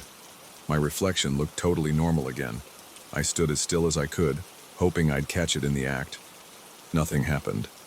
Minutes passed. I probably looked like an idiot standing there, phone in hand, but I was scared. I recorded another video. Again, the playback showed me standing perfectly still. No weird movements, no delays. I felt this wave of nausea. Not because I was physically sick, but because I realized I couldn't prove what I saw. It was only happening when I wasn't actively trying to film it, or it was so subtle it wouldn't appear on camera. I went to the kitchen, grabbed a glass of water, and tried to calm down. My thoughts raced. I considered taking the mirror off the wall and storing it somewhere. But it belonged to my great-uncle, and part of me didn't want to just toss it in the garage. Plus, I wasn't totally convinced there was anything supernatural going on. Maybe I was tired, maybe my eyes were overworked from staring at computer screens all day. Over the next few days, I avoided stopping in front of the mirror. I walked by quickly, always looking straight ahead. But that feeling of being watched grew stronger. Whenever I had to go down the hall at night, my heart would beat faster. I'd flip the switch on as quickly as possible. I noticed goosebumps on my arms even if the temperature was warm. Sometimes I caught myself clenching my teeth, my jaw hurting from the tension. I decided to invite a friend over, but I didn't tell him anything. I just said, "Hey, check out this old mirror I got from my uncle." He looked it over, tapped the frame, commented on how heavy it looked. He didn't mention any weird feelings or reflection lag, so I asked, "Do you see anything strange about it?" He just shrugged. "No, man, it's just an old mirror. Kinda cool, though." "Why?" I made up an excuse about thinking it might be warped or something. He helped me test angles and lighting. Nothing weird happened while he was there. After he left, I felt more unsettled than ever. I wondered if the mirror was only messing with me. A few nights later, something new happened. I was coming out of the bathroom, and the corridor was dimly lit again. I tried to keep my eyes straight, but my peripheral vision caught a flicker. I turned and saw in the reflection that my face wasn't facing forward. It was angled as though I was looking off to one side, except in real life. I was facing the mirror head-on. It happened so fast that I wasn't sure if it was real, but I felt my hands tremble. My knees felt weak. I reached for the wall to steady myself. When I looked again, my reflection matched me perfectly. I stood there, letting out shaky breaths, trying to gather my courage. My heart pounded so loudly I could hear the rush of blood in my ears. Over the next week, these incidents happened more frequently. Each time, it was brief. A shoulder moving on its own, a head turning, eyes blinking a split second slower, but always just enough to make my stomach twist. I started to dread walking through that corridor. I considered covering the mirror with a sheet. I even had the sheet in my hands one afternoon, but I paused.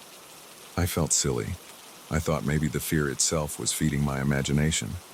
So I put the sheet away, determined to face it head-on. That lasted exactly one day. One evening I had just finished dinner. I turned off the kitchen light and walked to the hallway. I realized the house was completely silent except for the hum of the fridge. I felt like I was being watched more intensely than before. My skin tingled. I stopped midway down the corridor and forced myself to stare at the mirror. My breath felt shallow, and I could hear my heartbeat in my ears. Nothing happened for a solid 30 seconds. But then I saw the reflection's eyes shift just a moment after mine did. I felt a jolt in my chest, and I backed up against the opposite wall. My reflection was back in sync in an instant, but I knew what I saw. I lunged for the light switch, my hands shaking. That's when I realized the hallway lights were already on. Somehow the reflection looked darker, as though there was a slight shadow on my reflection's face that wasn't on mine. I couldn't stand it anymore. I rushed to my storage closet, found a large piece of fabric, and threw it over the mirror. I barely slept that night. Every creak in the house made me jump. My chest felt tight, and my eyes kept darting around my bedroom, looking for something that wasn't there. Over the following days, I left the mirror covered. But every time I passed by that shape on the wall, I felt uneasy. It was like I could still sense something behind the cloth. I started hearing faint tapping sounds at random times, always near the hallway, especially at night. It wasn't loud, more like a gentle click or knock. I'd rush out and check, but nothing was there. The cloth remained over the mirror, and everything else looked normal. My sleep got worse. I had trouble focusing at work. I tried to talk myself into believing the mirror was just a piece of old glass. Maybe it had some mild distortion, maybe I was losing it. Eventually, I made up my mind to get rid of it, but I hesitated because it was the only thing I had from my great uncle. I also worried it might be valuable, so throwing it out felt wrong. I spent a couple days calling antique shops, asking if they'd be interested in buying a 19th century mirror. Most of them said they'd need to see pictures first. I felt a jolt of dread at the thought of removing the cloth to take pictures, but I did it anyway. In daylight, with the windows open and sunlight flooding in, the mirror looked almost normal. I used my phone to snap some photos. I stood as far away as I could, trying not to catch my reflection. Then I took a couple close-up shots of the carved frame. That's when I noticed a small mark on the wood, near the bottom corner. It looked like someone had carved a tiny symbol. It was nothing fancy, just a small X shape with a line through it. I hadn't noticed it before because it was near the edge where the wood was darkest. My stomach tightened again. I felt like I'd stumbled onto something I shouldn't have seen, but I took the photos anyway and emailed them to a local antiques dealer. He called me back the same day, asked a few questions about the mirror's condition, then offered to come by and take a look. I was relieved. Maybe I could pass the mirror on to someone else, get a little money, and be done with it. We scheduled an appointment for the weekend. The next few days I kept the cloth off, figuring if I needed to sell it, I might as well keep it uncovered. But I didn't dare walk past it at night without turning on every light in the vicinity. I stopped looking directly at it. I moved around it quickly and tried to keep my eyes on the floor. On Friday evening, I was leaving for a short walk to clear my head. As I stepped into the hallway, I heard that soft tapping again. I froze. The mirror was in my peripheral vision. I glanced at it and my mouth went dry. My reflection stood there, but I couldn't see its face clearly. It seemed like the facial features were slightly blurred, as though the glass had fogged up right at my reflection's head. I blinked rapidly, and the blurriness vanished. My reflection stared back at me, matching my stance perfectly. I swallowed hard, feeling my heart thud. I grabbed my keys, not wanting to stay in the house any longer. I left all the lights on and got out, locking the door behind me. The antiques dealer is supposed to come tomorrow morning. I'm counting down the hours. I don't care if I lose money on it. I just want that mirror out of my house. Right now, I'm sitting at my desk, writing this down because I need to get it off my chest. My hands are shaking and I keep glancing over my shoulder even though I'm locked in my bedroom. Every little noise sets me on edge. I can't wait for tomorrow. I want this thing gone. If the dealer decides not to buy it, I'll put it in my garage. If that doesn't help, I'll drag it to the curb. I just know I need to separate myself from that mirror. I don't know if there's a logical explanation or if it's just some antique with a warped glass, but I know what I felt and what I saw. Even if no one else believes me, I can't keep living with that sense of being watched. I'm done with it. Tomorrow, that mirror is leaving this house for good. If I ever see another reflection move out of sync with me, it sure as hell won't be in my own hallway. That's all I can say. I'm going to bed now, though I doubt I'll sleep much. But at least there's a plan. By this time tomorrow, I hope I'll finally feel normal again.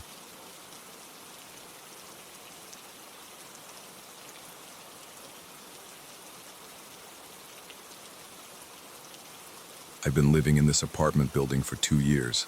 It's nothing fancy. The corridors are dull gray, the doors are off-white, and the carpets smell like dust. But it's close to my job, and the rent isn't too bad. I never had any big problems here until a few weeks ago, when I started hearing those repeated knocks in the middle of the night. They weren't faint. They were heavy, rhythmic thuds against the wall that separates my living room from the unit next door. I remember the first time I heard it. It was around 1 a.m., and I was on my couch flipping through channels. The knocking started like someone striking a hammer against concrete. Thump, Pause, thump, pause, thump. The sound was steady. It made my heart race because I thought, who the hell is doing construction at this hour? I got up and pressed my ear to the wall. My pulse pounded in my temples. I felt a slight vibration through the dry wall each time the knock occurred. I didn't hear voices. I didn't hear any drilling. It was just this repeated pounding. I didn't want to be that person who immediately calls the landlord, so I let it go for the night, figuring it was some weird maintenance issue. But the next few nights, I heard it again. It came at random times, sometimes in the early evening, sometimes at midnight, sometimes around dawn. It never lasted more than a few minutes, but it always happened in that same rhythmic pattern. After a week of this, I knocked on my neighbor's door to complain. I'd never seen anyone come or go from that apartment. Nobody answered. I found the building's superintendent, a guy named Carlos, and I told him about the noise. He gave me a weird look and said the unit next door was empty. There were no tenants. The owner was trying to rent it out. He seemed puzzled but not overly concerned. He told me he'd check it out. A couple of days later, I still heard the noise. I told Carlos again and he shrugged.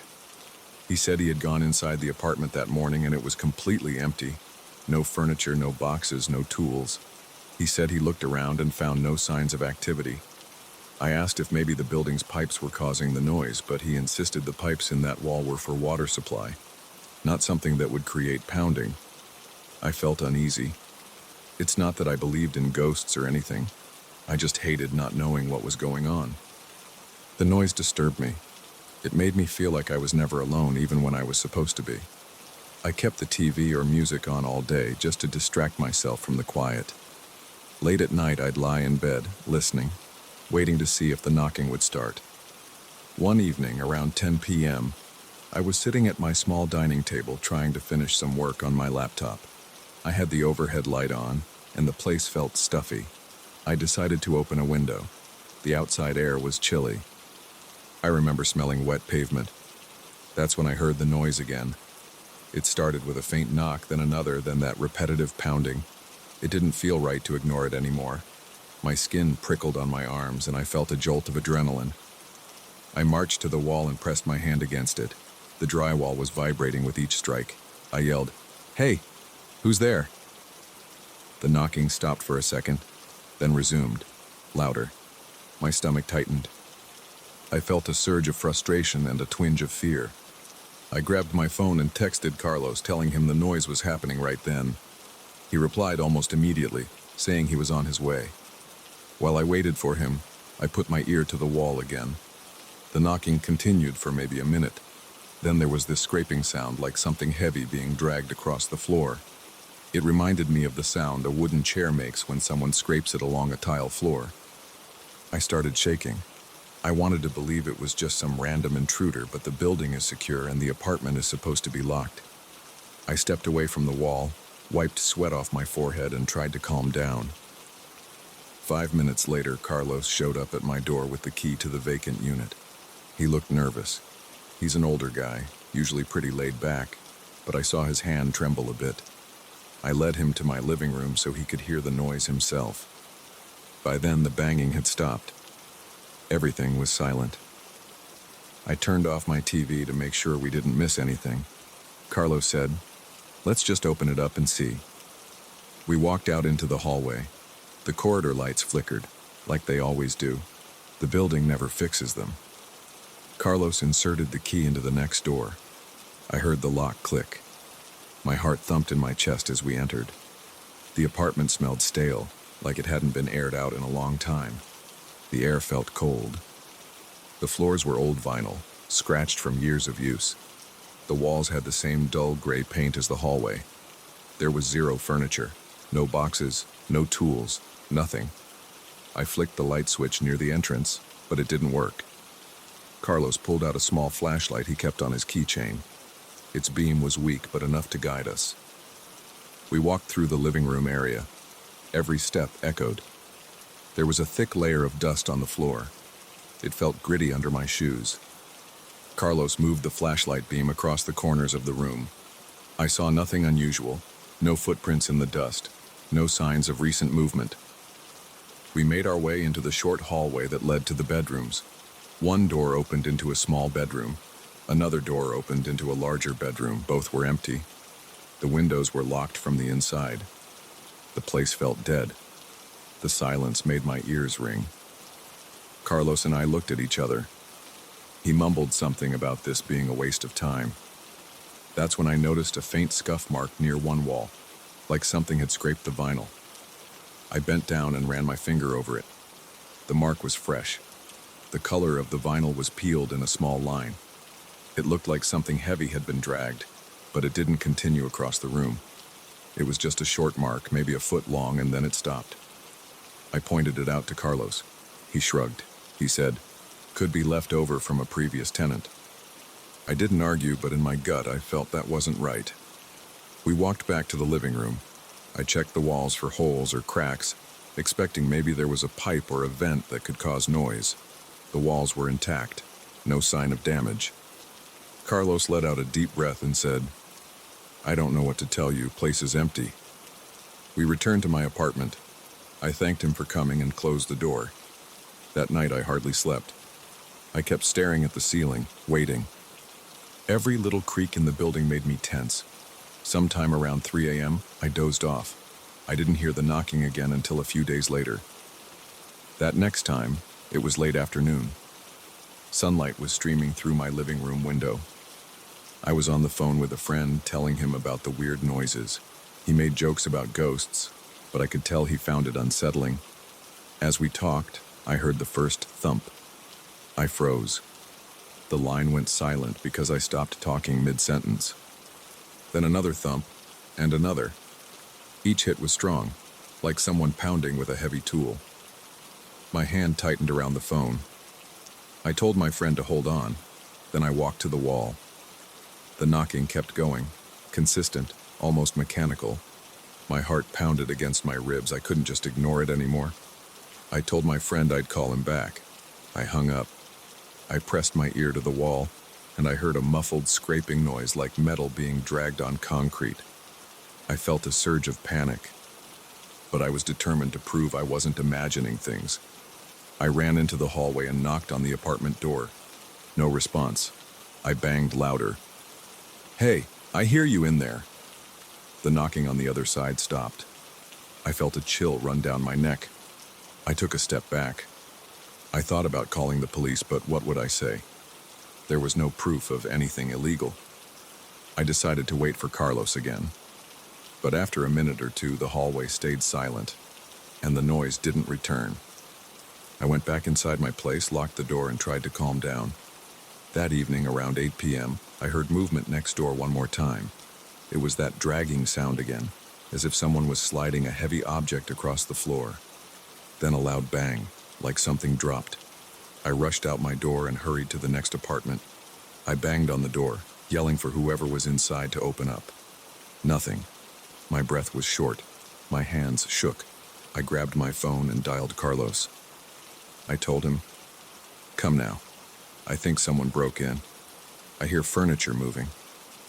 He arrived within 5 minutes. We unlocked the empty apartment again. We walked inside, flicking on flashlights, scanning every corner. No sign of anyone. The dust was still on the floor. No fresh footprints, no new drag marks. Everything was exactly the same. I felt the temperature in the place was colder than usual. My arms got goosebumps. Carlos mumbled that this was beyond him. He suggested I call the building manager. We left and locked the place up. I spent that night watching TV at a low volume, waiting for the next knock. My legs bounced up and down. I chewed on my lip until it hurt. At around 11 p.m., I got an idea. I decided to keep my phone's camera ready. If I heard anything, I'd record. I left all my lights on. I sat on the couch, watching some random sitcom. My nerves were on edge. I noticed my throat felt dry, so I went to the kitchen for water. Right as I opened the fridge, the knocking started again. I grabbed my phone, sprinted to the living room, and started recording. The sound was clear. 3 heavy knocks, then a pause, then another 3. My heart hammered. I whispered into the camera mic, I'm hearing it right now. Then I heard a loud scrape, like a chair leg dragged across the floor. My breath caught in my chest. I felt a spike of fear that made my scalp tingle. The knocks continued in that pattern for maybe 10 seconds, then stopped abruptly. The video caught all of it. I played it back to confirm I hadn't imagined it. The sound was there. Now I had proof. I texted the video to Carlos and told him, "Look at this. Something's going on in there." He replied, telling me he would bring the property manager the next morning and we'd all go in together. The following morning, I met Carlos and the manager in the hallway. The manager was a tall woman with a clipboard. She looked skeptical. We opened the apartment again. Same stale smell, same silence. I showed her the video on my phone. She watched it. I could see her expression change from annoyance to concern. She said quietly, "Let's do a thorough check." We went room by room, tapping on walls, checking closets, even looking behind the water heater. There was nothing unusual. No hidden entry points, no vents big enough for someone to sneak in. But then, in the master bedroom, the manager noticed a faint rectangular outline on the wall near the floor. It looked like an old hatch or patch job that had been painted over. The edges were barely visible, but they were there. She tried to see if it moved or if it was sealed. It felt solid. Carlos tapped on it. The sound was dull, like it might be blocked by insulation. We didn't have any tools with us to pry it open, and the manager didn't want to damage the wall without a good reason. She took a picture of it with her phone and said she'd contact the owner about it.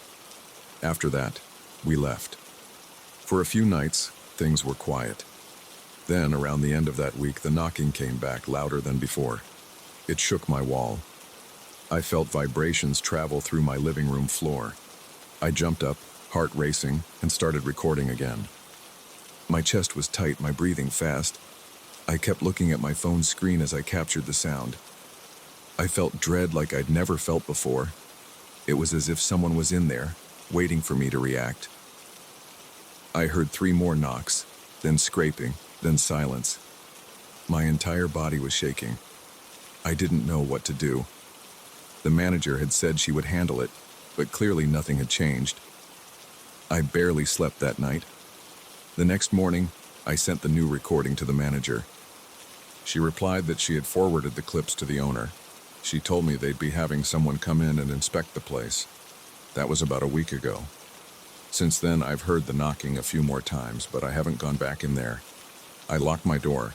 I keep my phone by my side. My anxiety is through the roof. Every time the building creaks, I jump. Every time I see Carlos, I ask if there's an update. He just shakes his head, saying the owner's taking their time. I've considered moving out. The idea of living next to a place that has these unexplainable noises, with no furniture, no signs of life, and yet these constant knocking sounds, it rattles me. I'm on edge every night. I feel a rush of adrenaline whenever the sun goes down. The manager told me to hang tight. She said they'll figure it out. She told me they found no evidence of squatters or break-ins. They changed the locks just to be safe. None of that made a difference. The sound still happens. No one believes there's a simple explanation anymore, but no one can explain it at all. Now, I try to avoid my living room at night. I stay in my bedroom with music on, so I don't have to hear the faint thuds through the wall. Sometimes I sit there holding my breath, straining my ears to see if it's starting up again. My shoulders stay tense. My stomach twists in knots. I just want it to end. Carlos has promised to help me talk to the owner again if it keeps up. That's all I've got. I'm not hearing things. I'm not imagining it. I have the recordings. I have the scuff marks. I have the chills every time I step near that wall. I don't know how long I can handle this, but for now I'm stuck. The apartment next door remains empty. The landlord still lists it as available, but nobody seems interested. Every time a prospective renter visits, they walk around, comment on how it's a bit dated, and then leave. I think they sense something's off. Maybe they pick up on the weird silence. Maybe they notice the slight chill in the air. I keep hoping one day I'll come home and see new neighbors moving in, real people with boxes and furniture, ready to fill that space with normal, everyday sounds. At least that would give me some kind of reassurance that I'm not trapped next to something I can't understand. Until then, I'm here, waiting for the next knock. I don't feel safe, but I don't know what else to do. Every night I sit on my couch, watch TV, and pretend the wall isn't there. But deep down I wait for that thump, and when it comes I freeze. My mouth goes dry, my heart beats faster, and I can't shake the feeling that something is right on the other side, pounding for attention. The fact that nobody can explain it just makes it worse. It's not a ghost story or some urban legend. It's real, and it's here, a few feet from my living room. That's the part that keeps me up at night, and I'm just hoping one day I'll hear silence for good, or find a new place and never look back. For now, I'm stuck with the knocking in the empty apartment, and I'm not sure which will break first, the wall or my nerves.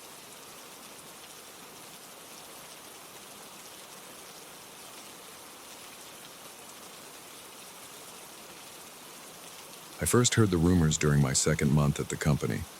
A co-worker mentioned a strange figure on the rooftop terrace. He said he saw it from the window in the break room upstairs. I figured it was a person from maintenance, or maybe security checking the outer walls. But stories kept circulating and people said the door to that terrace was always locked. They said the only way up there was through the old service stairs in the back hallway. The management didn't allow anyone to use those stairs. They said it was for emergency or maintenance only. The more I heard, the more I wondered if my co-workers were exaggerating. Sometimes offices have weird rumors. I didn't pay much attention in the beginning. The building has more than 30 floors with a standard lobby and multiple elevator banks. My office is on the 25th floor.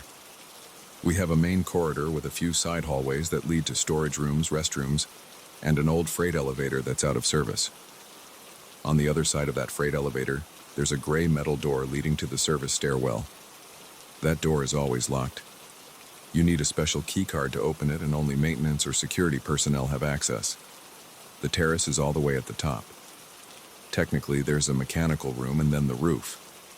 People call it a terrace, but it's really just a flat rooftop area with some equipment. A few of my colleagues claimed they sometimes saw a dark shape on the edge of the roof when they looked through the break room window. One guy swore it stood right at the corner, still and silent, usually after normal work hours. Another guy joked that it was a ghost or something, but nobody could confirm who or what it was. The door remained locked, the elevator to the roof was disabled, and nobody ever reported missing keys. At least that's what the facility manager said. I spent a couple of months shrugging it off. I had my own tasks to handle. I worked on a big project and often stayed late. That's when things started getting strange for me. One night I worked on some spreadsheets until around 9 p.m. The office was mostly empty. I could hear the cleaning staff vacuuming on a lower floor. I was tired and hungry. I went to the corridor near the freight elevator because it had a window with a good view of the city lights. I liked to step out of my office space to get some air. I smoked back then, but the building had strict rules, so I'd try to do it near an open window if possible, even though it wasn't exactly allowed. I leaned against the window ledge, looked up, and saw something on the highest edge of the building. It looked like a person. It was just a dark outline against the night sky. My heart thumped hard because I remembered the stories. I squinted, tried to see more details, but it was too dark. The shape wasn't moving, at least as far as I could tell. I got a weird feeling in my stomach. My palms got sweaty and I felt my chest tighten. I wanted to confirm if it was a person, so I shifted positions. I backed away a bit and then looked again, but the shape remained there. It looked like a human figure standing right at the edge of the roof. I decided to find someone else. I didn't want to stand there alone, staring. I felt nervous, and my mind raced with questions. I ran toward the security desk in the lobby on my floor. Nobody was there because the main security posts were in the ground floor lobby and the sub-basement. So I took the elevator down to the ground floor. I told the security guard at the main desk that I saw someone standing on the roof.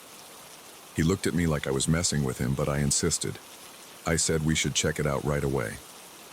He called one of his colleagues, and they agreed to accompany me back up to my floor. When we got back to the corridor window, the shape was gone. The guard looked around, scanned the windows, and said maybe it was just a trick of the light. I told him it wasn't. I was sure I saw a person. He decided we should see if the service stairway door was opened or tampered with. We went to that gray metal door. It was still locked, and there was no sign of forced entry. We tried the door handle, but it didn't budge.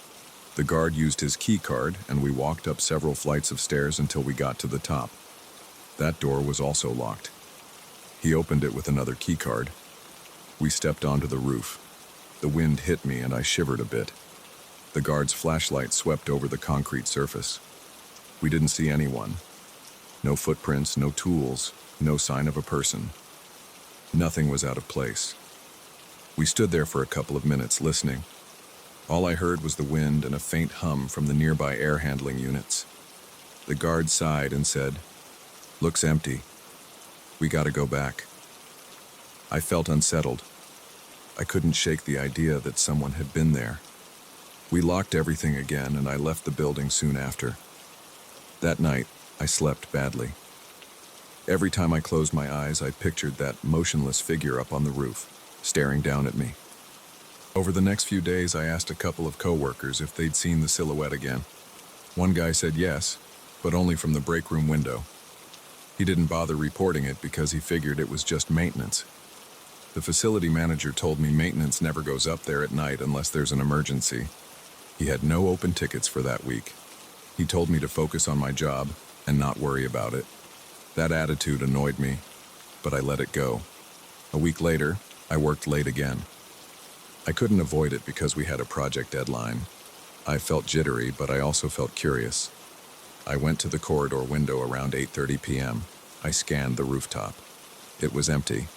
Relief washed over me, and I told myself maybe I had been seeing things. I turned my back on the window, and right then something made me glance up again. It was there. The silhouette stood on the corner, the same spot, just as still as before. I froze. My hands started shaking. My scalp felt prickly. I wanted to check if maybe I was seeing a trick of the reflection, so I moved from side to side. The shape remained there, as though it was actually on the edge.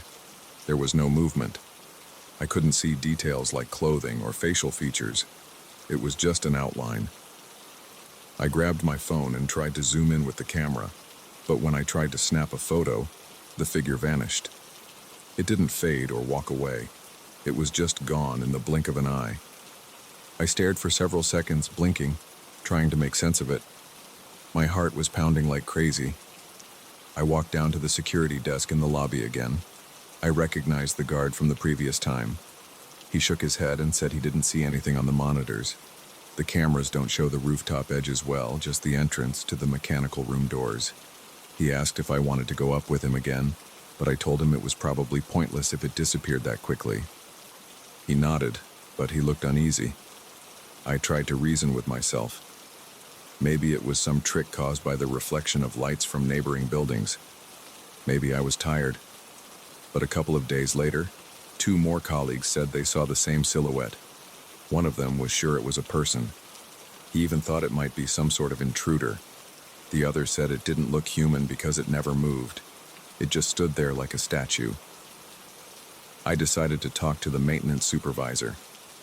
He was a serious man, always direct. I asked if he or any of his crew ever went up to the roof at night. He said no, not unless they had an emergency, which they rarely did. I asked about old equipment or mannequins stored up there. He gave me a puzzled look and said, "There's nothing up there but vents, pipes, and an AC unit." I asked if maybe a large piece of debris could have been stuck on the edge. He said that was impossible. The wind up there would blow anything away. I thanked him, but I walked away with more questions. Each new sighting made my nerves worse. I started feeling a pit in my stomach whenever I had to stay late. I hated going near that window, but I also felt drawn to it. One evening, around 7:45 p.m., I was the only person left in my department. I left my desk to stretch my legs and ended up in that corridor again. I stared at the rooftop. It was empty for a few minutes. I was about to leave, but then I saw it appear. There was no gradual movement. 1 second it wasn't there, and the next second it was. I dropped my pen. I could hear my breathing get shallow. My skin felt cold. I stood there, paralyzed, not sure if I should look away or keep watching. The figure stayed in place. I felt an urge to yell or do something, but I kept quiet. My mind was buzzing with tension. I slowly lifted my phone, tried to film it, but the screen showed nothing. When I looked up from the phone, the figure was gone again. I let out a shaky breath. My legs felt weak. I hurried back to my desk, packed my things, and left for the night. In the elevator, I couldn't stop staring at the floor number display. I kept thinking about that thing. Maybe it was a person. Maybe it was some bizarre reflection. But how could a reflection appear and disappear like that? The next day, I mentioned it to a friend in our IT department. He'd heard the rumors too. We agreed to check security footage from the top floors. We snuck into an unused conference room where he had access to some internal feeds. We scanned through the cameras. We saw empty hallways, empty mechanical rooms. We saw the door to the roof, but it never opened during the times I saw the silhouette. There was no sign of anyone going up or down the service stairwell. We spent an hour looking at different angles. Nothing. We left that room feeling frustrated. My anxiety grew every time I had to stay late. A couple of nights later, I left work around 8 p.m. I purposely avoided the corridor window. But as I stood waiting for the elevator, I felt compelled to peek around the corner. I told myself it was just a quick glance. I leaned forward. The shape was there, in the same corner of the roof. My chest tightened. I slowly moved back, like I didn't want it to see me. I had no idea if it could see me, but that thought freaked me out. I kept imagining a pair of eyes staring down at me. I got on the elevator, pressed the button for the ground floor, and waited. The ride felt slow. My ears were ringing. I felt sweat trickling down my back. I just wanted to get out of the building. When I reached the lobby, I saw a security guard. I told him I was leaving and he nodded. I didn't mention the silhouette again. I wasn't sure what else they could do. Over the next few weeks, I heard the rumors get more intense. More people claimed to see the figure. Some tried to take pictures, but nobody got anything clear. A few saw only a glimpse, like a shape at the corner of their vision. Others saw it stand there for a minute or two. A lot of people made jokes about it. They said it was some bored security person, or a weird reflection. A few seemed genuinely disturbed. One coworker told me he felt like he was being watched from above when he walked to the break room at night.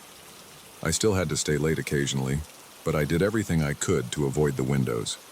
I started bringing my own coffee in a thermos, so I wouldn't have to go to the break room after hours. I also moved my desk so I couldn't see the corridor from where I sat. It felt like I was letting some unknown thing control my behavior, but I didn't know how else to cope. I hated that feeling of dread. I knew other people felt it too. One Friday, I finished my work around 7:30 p.m. Most of the office was empty, since people tend to leave early on Fridays. I passed by the corridor and stopped. Part of me wanted to look out the window again. I don't know why. Maybe I wanted to prove to myself that there was a logical explanation. Maybe I hoped I wouldn't see anything. I walked to the window. I could see the top of the building. My mouth felt dry. My fingertips tingled. For a moment, there was nothing. Then the silhouette popped into view. My heart felt like it skipped a beat. It stood on the ledge, motionless. I watched it for several seconds, forcing myself to breathe slowly. I whispered something under my breath, just a confused word or two. No movement. It was like a person wearing dark clothing, but I couldn't see any details. Then, as I tried to shift my stance, it vanished. I backed away from the window and looked around, hoping to see someone in the hallway, but it was silent and empty. My legs felt shaky. I muttered, "I'm done," grabbed my stuff, and left. I didn't even say bye to the security guard. I drove home in silence, gripping the steering wheel, feeling my pulse in my ears.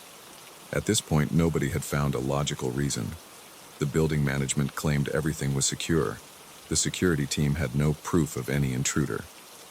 Maintenance had no unusual activity. yet people kept seeing that silhouette. I never discovered who or what it was. I just know what I saw.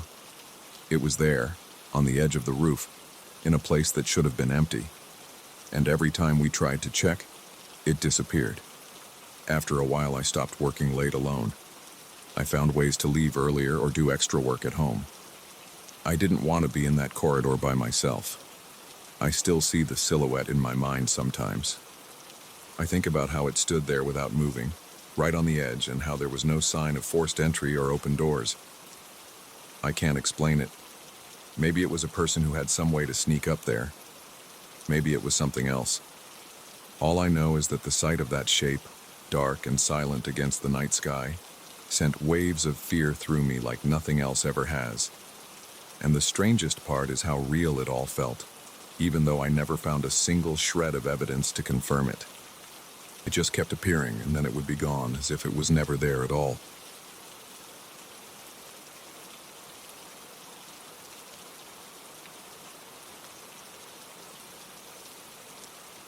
I still remember the first night I noticed something in the stockroom. I was wrapping up a sales report at my desk when I caught a glimpse of movement in the reflection on the glass door. I froze with my eyes on that glass, wondering if I was seeing things. The shape looked like a person. It passed between the shelves just for a second, before disappearing into the darkness. It felt like a punch in the gut. My hands were tense. My breathing got shallow. It was late. I was alone, and nobody should be moving around back there. I told myself it was a trick of the light, or maybe just my tired eyes. But it didn't stop me from staring at that reflection for the rest of the night. My name is Daniel. I work at a supply company that stocks office essentials and hardware items. Our building is pretty standard. There's a front office area where most of the desks and computers are, a small break room, a couple of bathrooms, and a large storage area in the back. During the day, it's well lit, busy, and kind of loud with people moving pallets, opening boxes, and restocking shelves. But at night, the company tries to save money on electricity, so they turn off the warehouse lights unless there's a scheduled inventory check. Usually, by 6 or 7 p.m., everyone heads home, and the stockroom stays dark until morning. I often stay late because I handle a lot of the end-of-day reports. I'm not a supervisor, but my boss relies on me to handle certain tasks that require concentration and time without interruptions. That means I'm often alone in the building after everyone else has gone. I never minded it before. I liked the quiet. I could hear the hum of the air conditioner, the faint buzz of the lights above my desk, and the distant traffic outside. It gave me a sense of peace to work at my own pace without coworkers asking questions or phones ringing. But after that first time I saw something in the stockroom reflection, everything changed. It was subtle at first. I'd just feel nervous as the hours dragged on. I'd keep looking at the clock on my computer screen, telling myself I'd leave in half an hour, but then I'd get caught up in one last email or one last sheet to fill out. The entire time, I'd catch myself glancing at the glass door that led to the stock area. I'd see nothing but the darkness behind it, or maybe my own reflection. Yet sometimes I'd notice a slight shape shifting around. Then I'd blink, and it would be gone. For a while, I tried to shrug it off. It's easy to see things when you're tired, and my workload is heavier than most. I have eye strain from staring at spreadsheets for hours. I also drink a lot of coffee, which makes me jittery, so I told myself it was all in my head. But then came that night when I actually opened the door to check. It was around 8 p.m., maybe a bit later. The office was silent except for the low hum from my computer's fan. I was finalizing a monthly inventory report. I had about 3 pages to go. Then I saw a definite movement in the reflection. It wasn't random, it moved from left to right like a person walking behind the rows of shelves. This time I didn't hesitate. I stood up quickly, grabbed my phone, and marched to the door. I opened it fast and shone the phone's flashlight into the warehouse. I heard a scuffling sound like something scraping against concrete. My heart pounded in my ears. I called out, "Hello? Is anyone here?" No one answered. The shelves were tall. There were boxes stacked in rows that reached well above my head. The overhead lights were off, so everything was mostly shadows. I only had my phone's light, which created a narrow beam. My mouth felt dry. I took a step inside. I walked down one of the aisles, aiming my light at every corner. I saw cardboard boxes, stacks of paper, cleaning supplies, and pallets. I passed one row of shelving, turned the corner, and aimed my light behind a cluster of boxes. Nothing. No sign of a person, no sign of movement. It was dead silent except for the faint creak of something settling. I checked behind the larger crates but saw nothing unusual. Everything was in its place. The stock was well organized, and I knew from memory how it was supposed to look. Suddenly, I heard a slight thud a couple of shelves behind me. I jerked around and aimed my phone's light there. Again, no one. My heart felt like it was going to blow out of my chest. I'm not an athlete, but I was ready to sprint if I saw something. I called out again, "Hey, if someone's messing around, you need to cut it out." My voice echoed a bit through the racks, but there was no response. Eventually, I left the warehouse, double-checked the door behind me, and went back to my desk. I couldn't concentrate after that. My hands were still shaky. My eyes kept flicking to the door, expecting another glimpse of that figure. I tried to finish my work, but my body was on edge. Every small noise, from the air vents to the creaks of the building settling, made me jump. After another 15 minutes, I gave up and closed my laptop. I left the office in a hurry, making sure all lights except my desk lamp were off, and locked the front door behind me. My mind wouldn't stop racing on the drive home. I kept imagining someone crouching behind the boxes, waiting until I left. The next day, I talked to my boss, Mike, in a casual way. I didn't want to sound paranoid, so I phrased it like a security concern. I said, "Hey Mike, I heard some noises in the stockroom last night. I thought I saw someone. Is there any chance someone else has a key, or maybe a side entrance was left open?" He looked at me like I was a bit off. He insisted that nobody had access after hours except me, him, and the cleaning crew. And the cleaning crew leaves around 6. He said there's one side door that leads to a small loading dock, but it's always locked from the outside.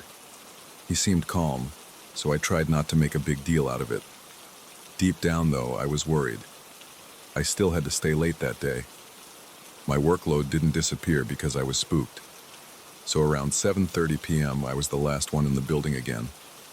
This time I turned on a couple of extra lights in the hallway leading to the warehouse door.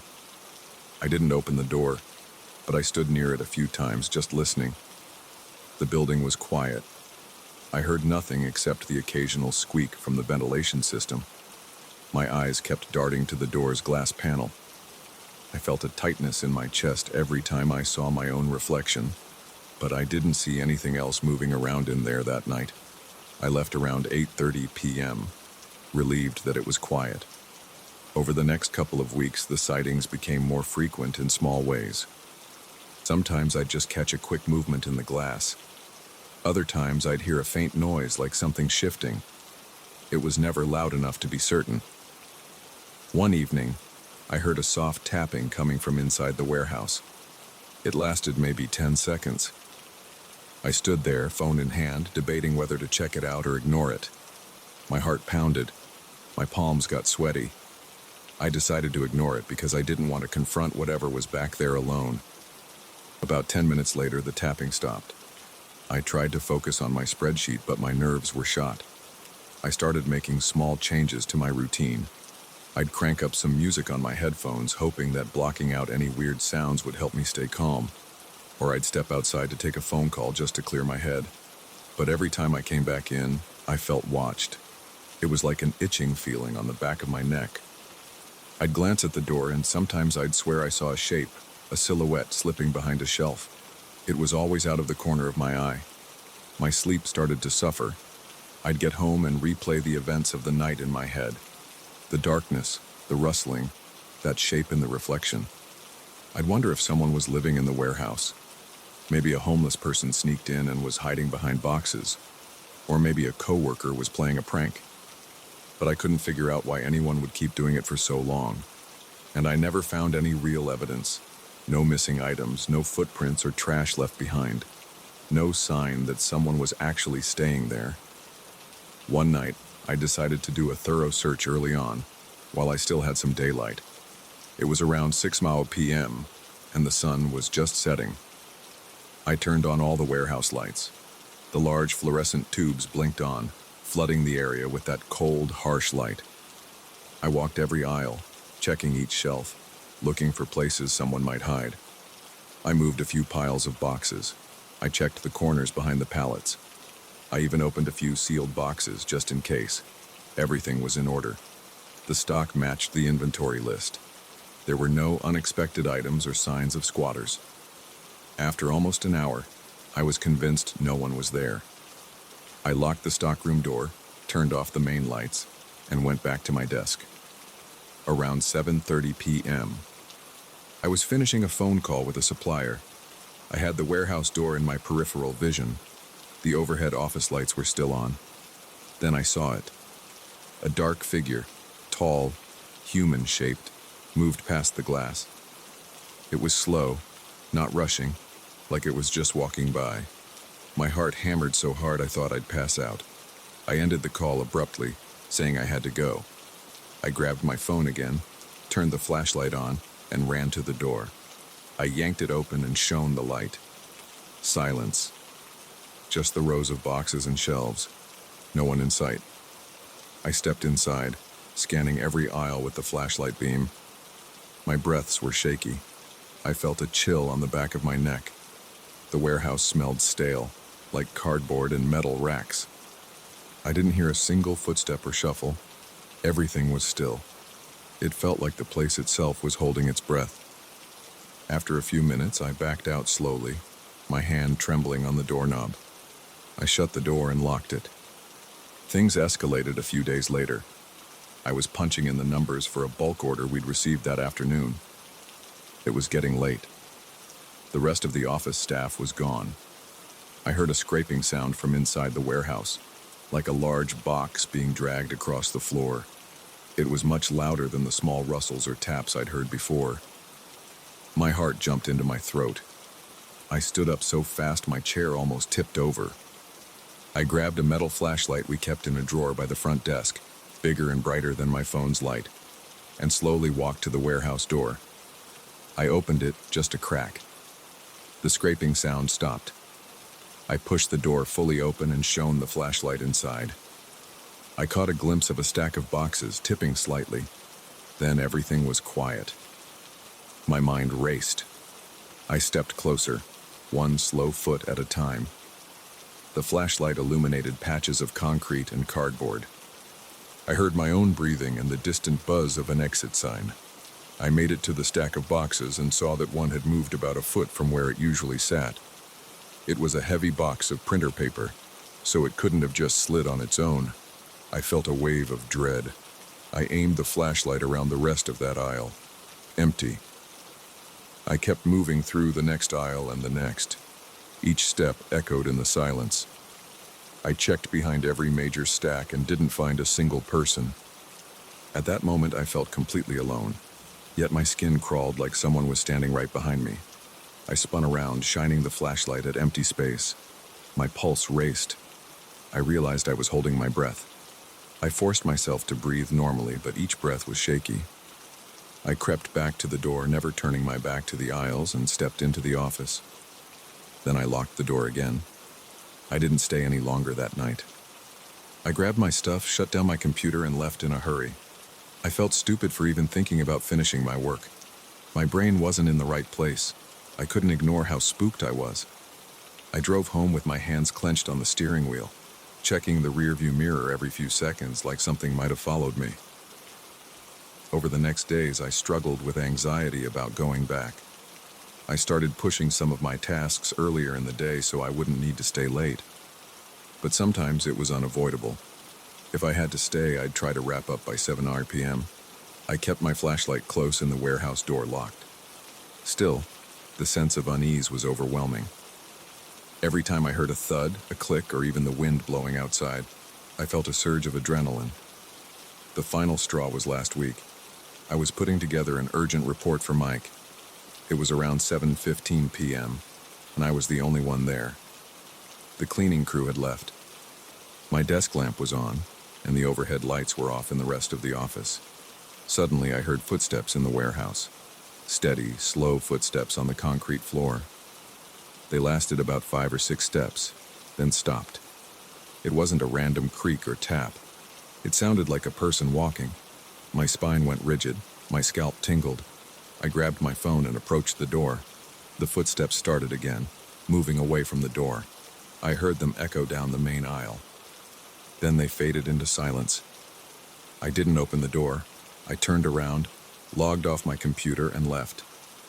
I had no interest in checking the warehouse anymore. I didn't want to find out who or what was in there. I just wanted to get the hell away. My chest felt tight and my breaths were shallow. My hands were still shaking when I got in my car. Now I'm at a point where I can't relax when I'm alone at the office. The shadows in that warehouse feel alive. I still don't have a rational explanation. Maybe it's just an intruder with a key. Maybe someone found a hidden corner to hide in. But I can't prove it. I can't catch them in the act. And every time I try, the warehouse is empty. I haven't told many people about it beyond Mike because I don't want to sound crazy, but I see it in my boss's face. He's starting to wonder if I'm a little too jumpy. He jokes about how I should cut down on the coffee, but I see the doubt in his eyes. He knows something's off, but he can't figure it out either. All I know is I hate staying late now. My gut knots up when everyone else leaves, and I'm the only one left. I keep picturing that shape moving in the dark between the shelves, slipping behind boxes. The memory of those footsteps echoes in my head. I feel sweat on my palms just thinking about it. I've never experienced anything like this before, and it's wearing me down. I'm not sure what my next step will be. Maybe I'll ask Mike to install some cameras in the warehouse to catch whoever's there. Or maybe I'll switch positions so I won't have to stay after hours. All I know is I can't keep working late in that building and pretending it's normal. Something's in there, and it's not going away. And the longer it goes on, the harder it is for me to stay calm. Every time I see that shape in the corner of my eye, my body reacts like I'm in danger. I don't sleep well. I jump at every small noise, and I dread the moment the office empties out at the end of the day. It's draining me. I just hope that sooner or later, we figure out what's really happening back there. Because if I have to keep waiting alone, staring at that dark doorway, hearing those footsteps, or seeing that shadow move around, I don't think I'll last in this job much longer.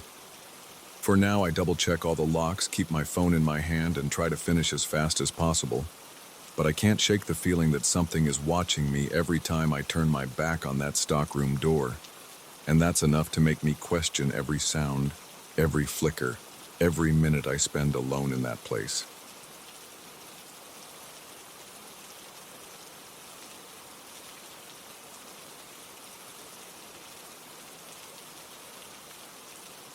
I never thought a simple recording session could shake me up like that. When I first walked into that warehouse, I felt like I'd found the perfect place to lay down tracks at any hour. It was far from homes, surrounded by an empty lot, and nobody complained if I cranked the volume.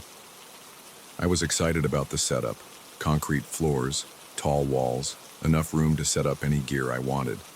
But I didn't realize that something else lurked in the silence, something that made me question my own senses. Now every time I close my eyes, I remember that faint whisper I heard on my last night there. I still feel a knot in my gut when I think about it. I got the offer for that space from a guy who worked in live events. He told me he sometimes rented the back area to local bands or session musicians who needed a rehearsal spot. He said the place was old but functional. I walked in the first time on a Saturday afternoon. There was dust everywhere, but I didn't mind.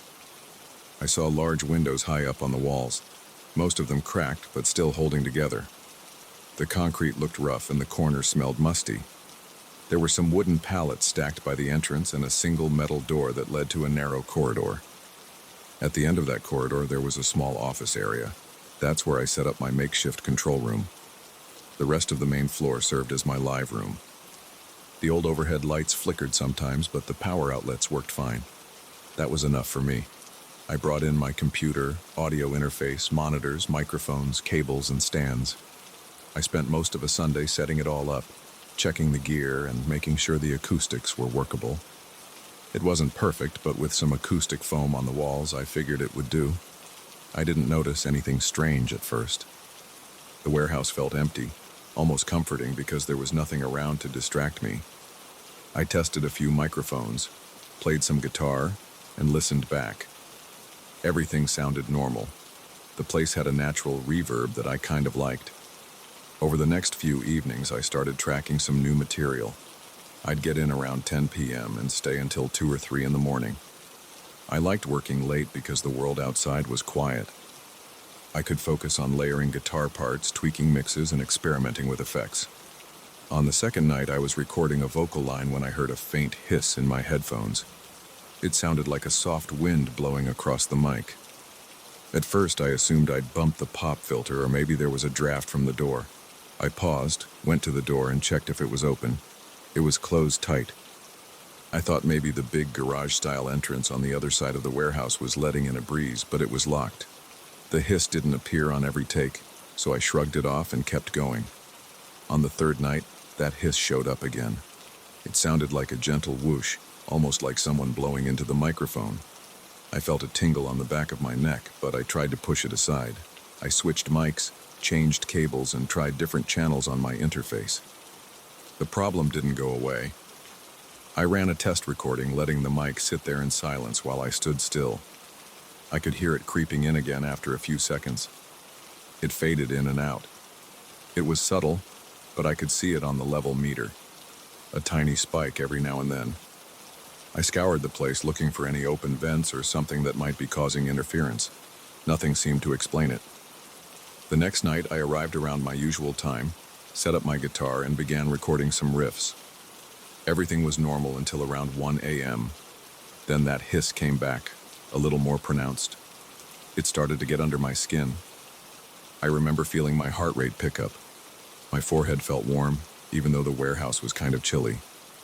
I stopped playing and listened carefully through the headphones. For a moment, I thought I heard a slight crackle, like static. Then it went away. I realized I was gripping my guitar so tightly that my knuckles hurt. I took a deep breath, rolled my shoulders, and tried to move on. A few days passed. I came in every night and worked on different tracks. The hiss never went away completely, but it seemed random. Some nights I barely noticed it, other nights it was more obvious. One night I tried recording percussion. When I played back one of the tracks, I heard a faint noise in the background, like someone letting out a slow exhale right after the last drum hit. I soloed the track, turned up the volume, and heard that same airy sound. My skin prickled. I asked myself if I was imagining it. I walked around the warehouse again, checking corners, looking behind crates and old equipment. I found nothing. I started to dread that moment every night when the hiss would show up. I tried to rationalize it. Maybe it was some electrical interference. Maybe the warehouse's old wiring messed with my setup. The next day, I bought a new power conditioner and tested everything.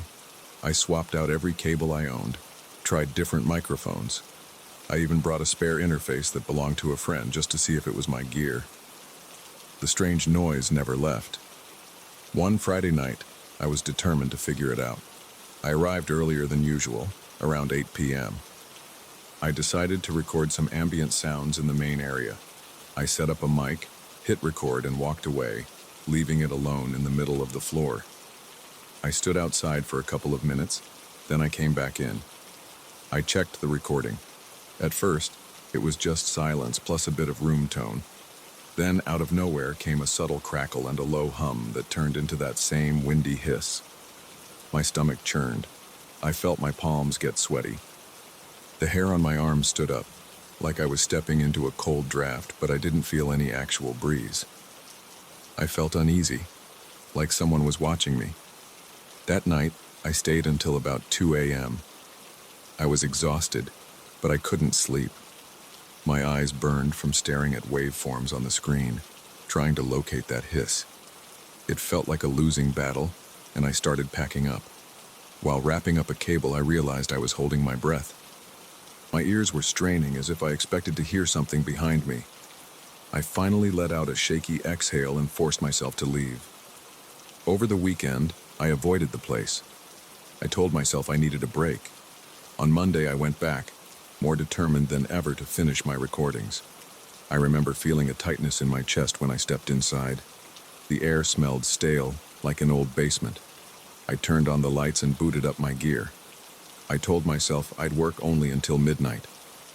Around 11:30, I was laying down a guitar track when I heard something new in my headphones. It wasn't just a hiss. It was like a whisper, so soft I could barely make it out. I froze. My skin felt clammy.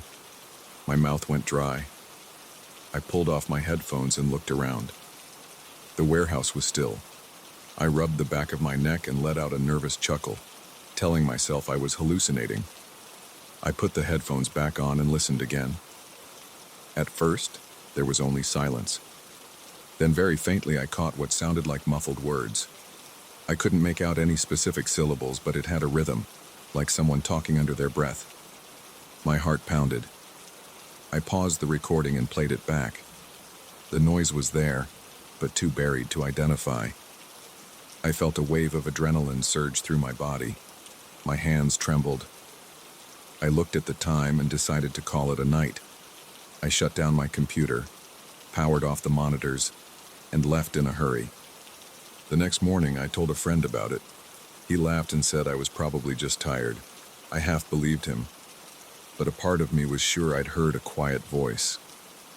On Wednesday, I returned for what ended up being my last night in that warehouse. I arrived around 9 p.m., hoping to get done early.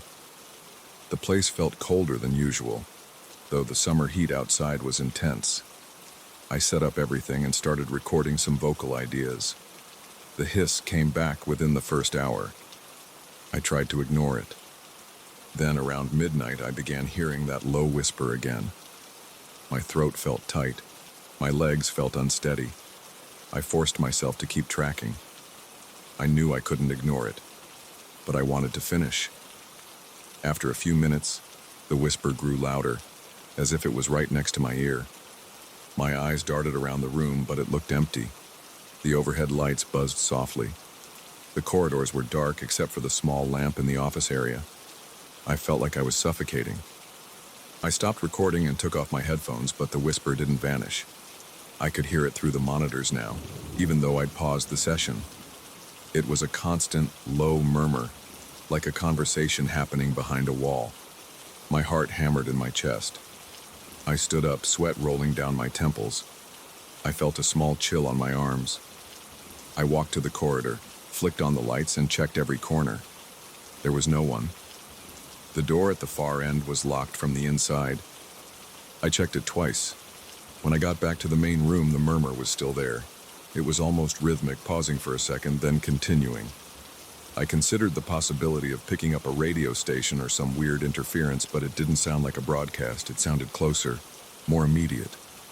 I glanced at the clock. It was close to 1 a.m. I remember feeling a surge of panic, like I couldn't stand being in that place for another minute. I walked to my desk and began shutting down my computer. My hands shook so badly that I dropped my mouse. I cursed under my breath, tried to gather my cables. The monitors still played that faint murmur. I couldn't make out any words, but it felt like speech, like someone in the next room whispering in a strained voice. Every time I thought about ignoring it, a new wave of dread hit me. My shoulders felt tense. My scalp tingled. I kept looking over my shoulder, worried I'd see someone standing there. But the warehouse was empty. The overhead lights flickered once, and I nearly jumped out of my skin. I yanked the power cords out of my equipment. One of the monitors popped when I switched it off, and for a split second, the murmur got louder in my left ear. I slammed that monitor off and grabbed my keys. Before leaving, I stopped in the corridor. I felt compelled to check the door one last time, maybe to reassure myself. I pushed the door open, peered outside. The lot was still. A single streetlight glowed in the distance, illuminating a patch of concrete. No cars passed by. There was no movement anywhere, just the chirping of some bugs. I turned back and the warehouse interior looked dark. A dim emergency light by the exit cast shadows across the floor. I could still feel the tension in my chest, like a weight pressing on me. I didn't hear the whisper anymore, but I felt no relief. I flipped off the corridor light and headed out. My legs felt wobbly as I made my way to my car. The whole time I kept glancing over my shoulder, expecting something to appear. Nothing did. Once inside my car, I locked the doors and started the engine. My hands were sweating. I wiped them on my jeans and finally pulled away. I drove home with the windows down, trying to calm my breathing. I kept replaying that sound in my mind, trying to convince myself it was just a glitch, but deep down, I couldn't shake the feeling it was something else. After that night, I never went back. I told the guy I wouldn't need the space anymore. He looked surprised but didn't ask many questions. I guess he's used to people dropping out for random reasons. I never figured out what caused the hiss, the crackle, or that whispered murmur. Some people told me it was probably radio interference or maybe just my imagination. All I know is I've recorded in basements, garages, and attics, and I've never heard anything like that before. Even now, when I plug in my gear at home, I feel a rush of relief that I don't hear that hiss. I still think about that last night, about the tension in my body and the way my heart pounded. I hate that I have no explanation. Part of me wants to go back and investigate, but I can't make myself do it. I'm not sure I want to know the truth. That's the whole story. I haven't told many people because some don't believe it, but I know what I heard. It wasn't a normal sound. It felt personal, like someone or something was trying to speak. Maybe there was something wrong with the building's wiring or acoustics, or maybe there's something else I'm better off not understanding.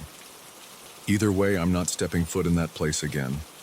I learned that sometimes it's best to walk away when you hear a whisper that doesn't belong.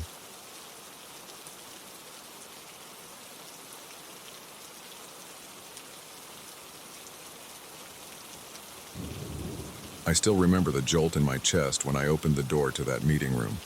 It wasn't supposed to be cold in there, but the moment I stepped inside, I felt the air hit my face like a sudden drop in temperature. My eyes swept across the long table, the projector screen, and the row of rolling chairs. The air conditioning panel on the wall showed it was off, but the cold was unmistakable. It felt like I had just walked into a freezer. I thought maybe there was some malfunction in the ventilation system. I had no clue what I was in for that night. I work in a pretty large office with multiple floors and lots of meeting rooms. It's the kind of place where you see people in suits rushing to conferences, big windows letting in too much sunlight during the day, and quiet corridors after 7 p.m. That night, I was there way past my usual time. I had a big presentation due the next morning, and I wanted to make sure everything was set up correctly. The rest of my team had already gone home. The cleaning crew usually came in around 9 p.m., but by midnight, even they were gone. As far as I knew, I was the only person left on the entire floor. I had been checking the slides on my computer at my desk, making quick edits, adjusting some fonts, and double-checking data. I decided it would be smart to go into one of the meeting rooms to test the projector. That's when I ended up in room 403, or maybe it was 404. I'm not good with the room numbers. Anyway, it was one of the smaller conference rooms with 10 or 12 chairs around a rectangular table. I remember glancing at my watch, 12:37 a.m. At first, I thought the chill was just in my head. Sometimes offices keep the AC on a low setting even at night. I went straight to the control panel on the wall. It was definitely set to off. No fans were running and there was no humming sound from any vents. I walked around the table, stood near the projector, and looked for the power button. My plan was to connect my laptop and run through the slides. Simple. Then I noticed my breath didn't show up in the air, so it wasn't that cold. It was just an uncomfortable, penetrating chill. I pulled out the VGA cable, connected it to my laptop, and turned on the projector. It whirred to life, and the screen lit up with my title slide. I was pleased to see the graphics were aligned correctly. So far, so good. I remember leaning down to grab my notes. I had a few bullet points scribbled on a notepad, mostly last-minute reminders. Then I felt it. A sudden light pressure on my right shoulder. It was cold. Not just a little cold, more like when you press a piece of ice against your skin. My heart skipped a beat. I stood upright and looked over my shoulder, but the room was empty. There were these large windows behind me. They faced another building, so there wasn't much of a view at that hour. The blinds were half down and I could see my own reflection in the glass under the fluorescent lighting. Nobody else was in the reflection. I turned around, scanned the corners of the room, and even opened the door to peek into the hallway. Nothing. Not a single person in sight.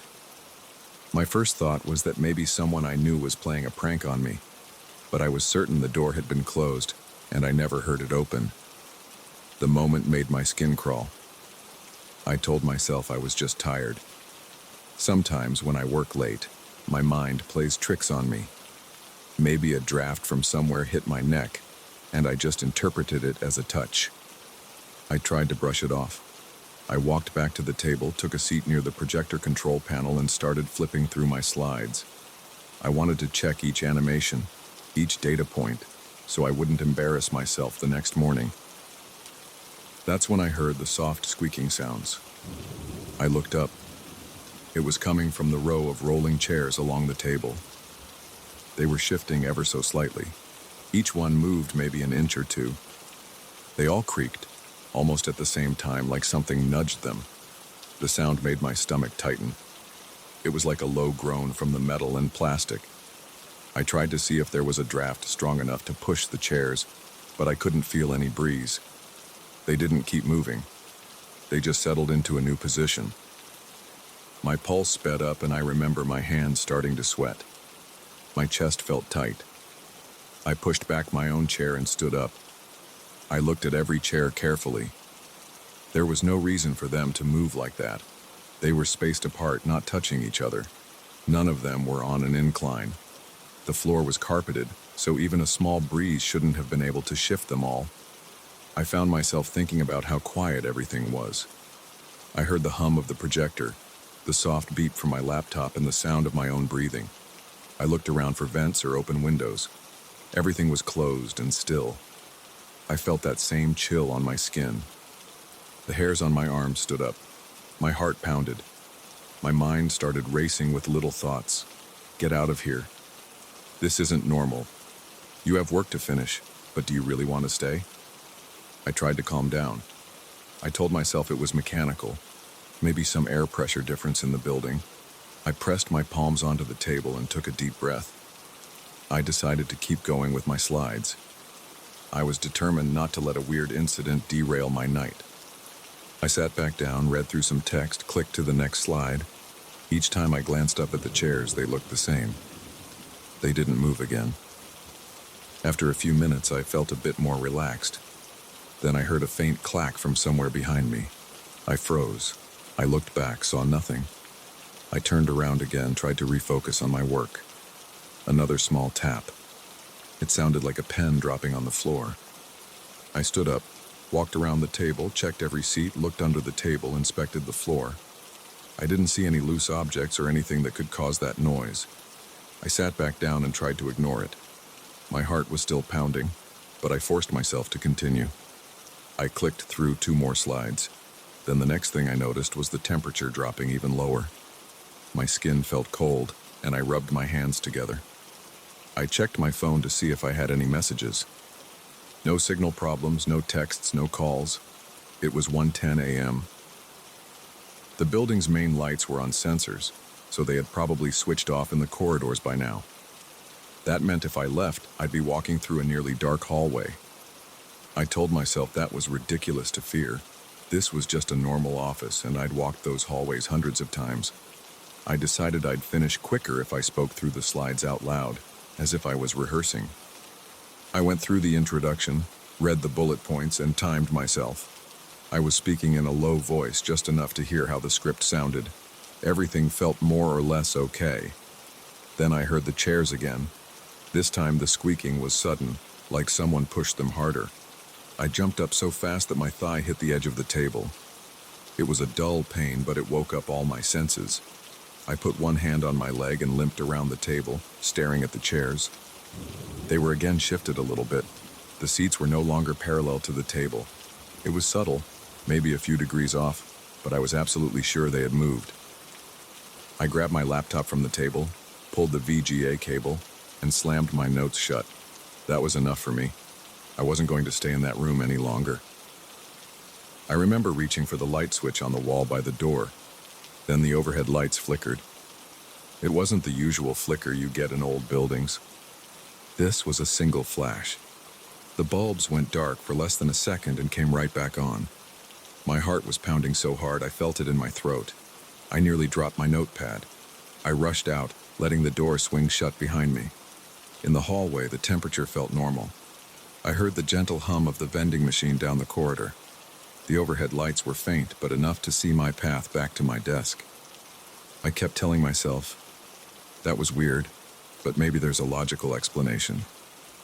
My heart was still racing and my hands shook a bit. I walked to my desk and sat down, still feeling on edge.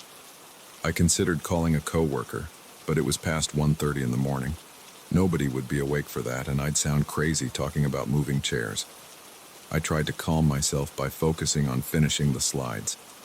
I hooked up my laptop to a spare monitor at my workstation and continued editing. Every sound in that empty office made me jump. The creak of a chair in the distance, the hum of the elevator cables, the occasional beep from a printer. I checked the time again. It was nearly 2 a.m. The final version of my presentation was almost done, but I still needed that quick test in a meeting room to be sure everything would display correctly. Obviously, I wasn't going back to that same room. I decided to try a different meeting room 1 floor down. I told myself I'd do it fast. In and out. I packed up my stuff, took the elevator to the lower floor, and found another conference room. This one was bigger, had more chairs, but the projector was mounted on the ceiling, just like most of the rooms. It was warmer here, no sign of any chill. I walked to the light switch and flicked it on. The lights responded normally. I turned the projector on and connected my laptop. I flipped through the slides. Everything seemed fine. I felt a bit stupid for letting the other room scare me so much. Then I heard a faint knock behind me. My shoulders tensed. I spun around. The door was still closed. My eyes scanned the walls and corners. No one was there. I realized it might have been from the hallway or another room. It was quieter on this floor, so any small noise felt louder. I forced myself to get through the test. The slides looked correct. The transitions were smooth. I closed my laptop, turned off the projector, and left the room. I felt relief when I stepped back into the corridor. This floor had some overhead lights still on. Everything felt less oppressive than on the floor above. I told myself I'd had enough. I would finalize my slides at my desk and then get out of that building. Around 2:30 a.m., I shut down my computer, grabbed my keys and my bag, and headed to the elevator lobby. The place was dead silent except for the mechanical rumble of the elevator as it arrived. I stepped inside and pressed the button for the ground floor. I caught a glimpse of my face in the polished walls of the elevator. My eyes looked tired. My hair was a mess. I waited. The elevator moved down, passing each floor with a small ding. When I walked out into the lobby, the night guard gave me a curious look. He asked if I was the last one out. I said I thought so. I was tempted to mention the strange things I experienced upstairs, but I didn't. It felt pointless. He probably would have dismissed it or assumed I was exhausted. I said goodnight, and he buzzed me out into the parking garage. I drove home, replaying everything in my mind, but I kept telling myself it was just my imagination, maybe some weird building issues, maybe the chairs were on slightly uneven flooring. Still, when I got home, I had trouble sleeping. My chest felt tight, and every time I closed my eyes, I saw that moment when I felt the cold touch on my shoulder. My skin crawled just remembering it. The next morning, I arrived at the office early. I had a meeting in one of the bigger conference rooms with a few clients and my boss. The presentation went smoothly. Nobody mentioned any temperature issues or moving chairs. I didn't bring it up. After the meeting, I walked past the room where it happened. The door was open. 2 people from another department were in there chatting casually. The temperature inside felt normal from where I stood in the hallway. I left it alone. I don't really share this story with coworkers. I don't want to be labeled as the guy who sees ghosts or complains about weird stuff. But every time I walk past that room late in the evening, I get a knot in my stomach. I make sure never to stay too late unless I have no other choice.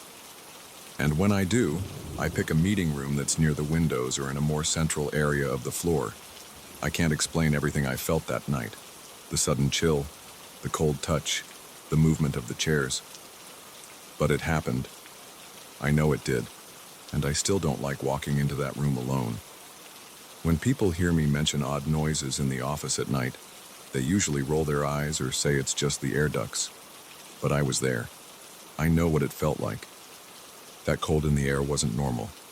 The chairs didn't roll around on their own because of a slight breeze. The touch on my shoulder was specific. It felt exactly like a cold finger. No matter how I try to rationalize it, I keep coming back to the same conclusion. Something I can't explain was in there with me. It didn't speak. It didn't show itself.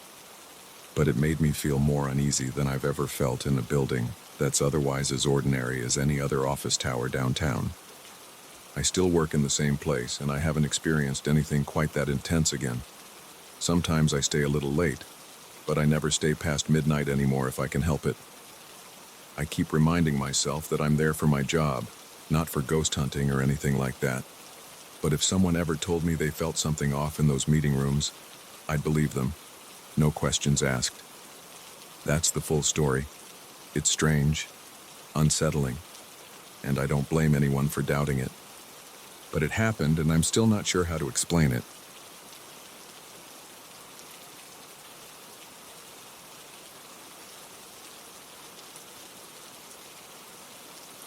I had barely finished hauling in the last box when I heard it. It was a soft creak in the late afternoon, coming from above my head, almost like a shuffle. I stopped in the hallway, sweaty and tired from unpacking, and I tried to pinpoint the sound.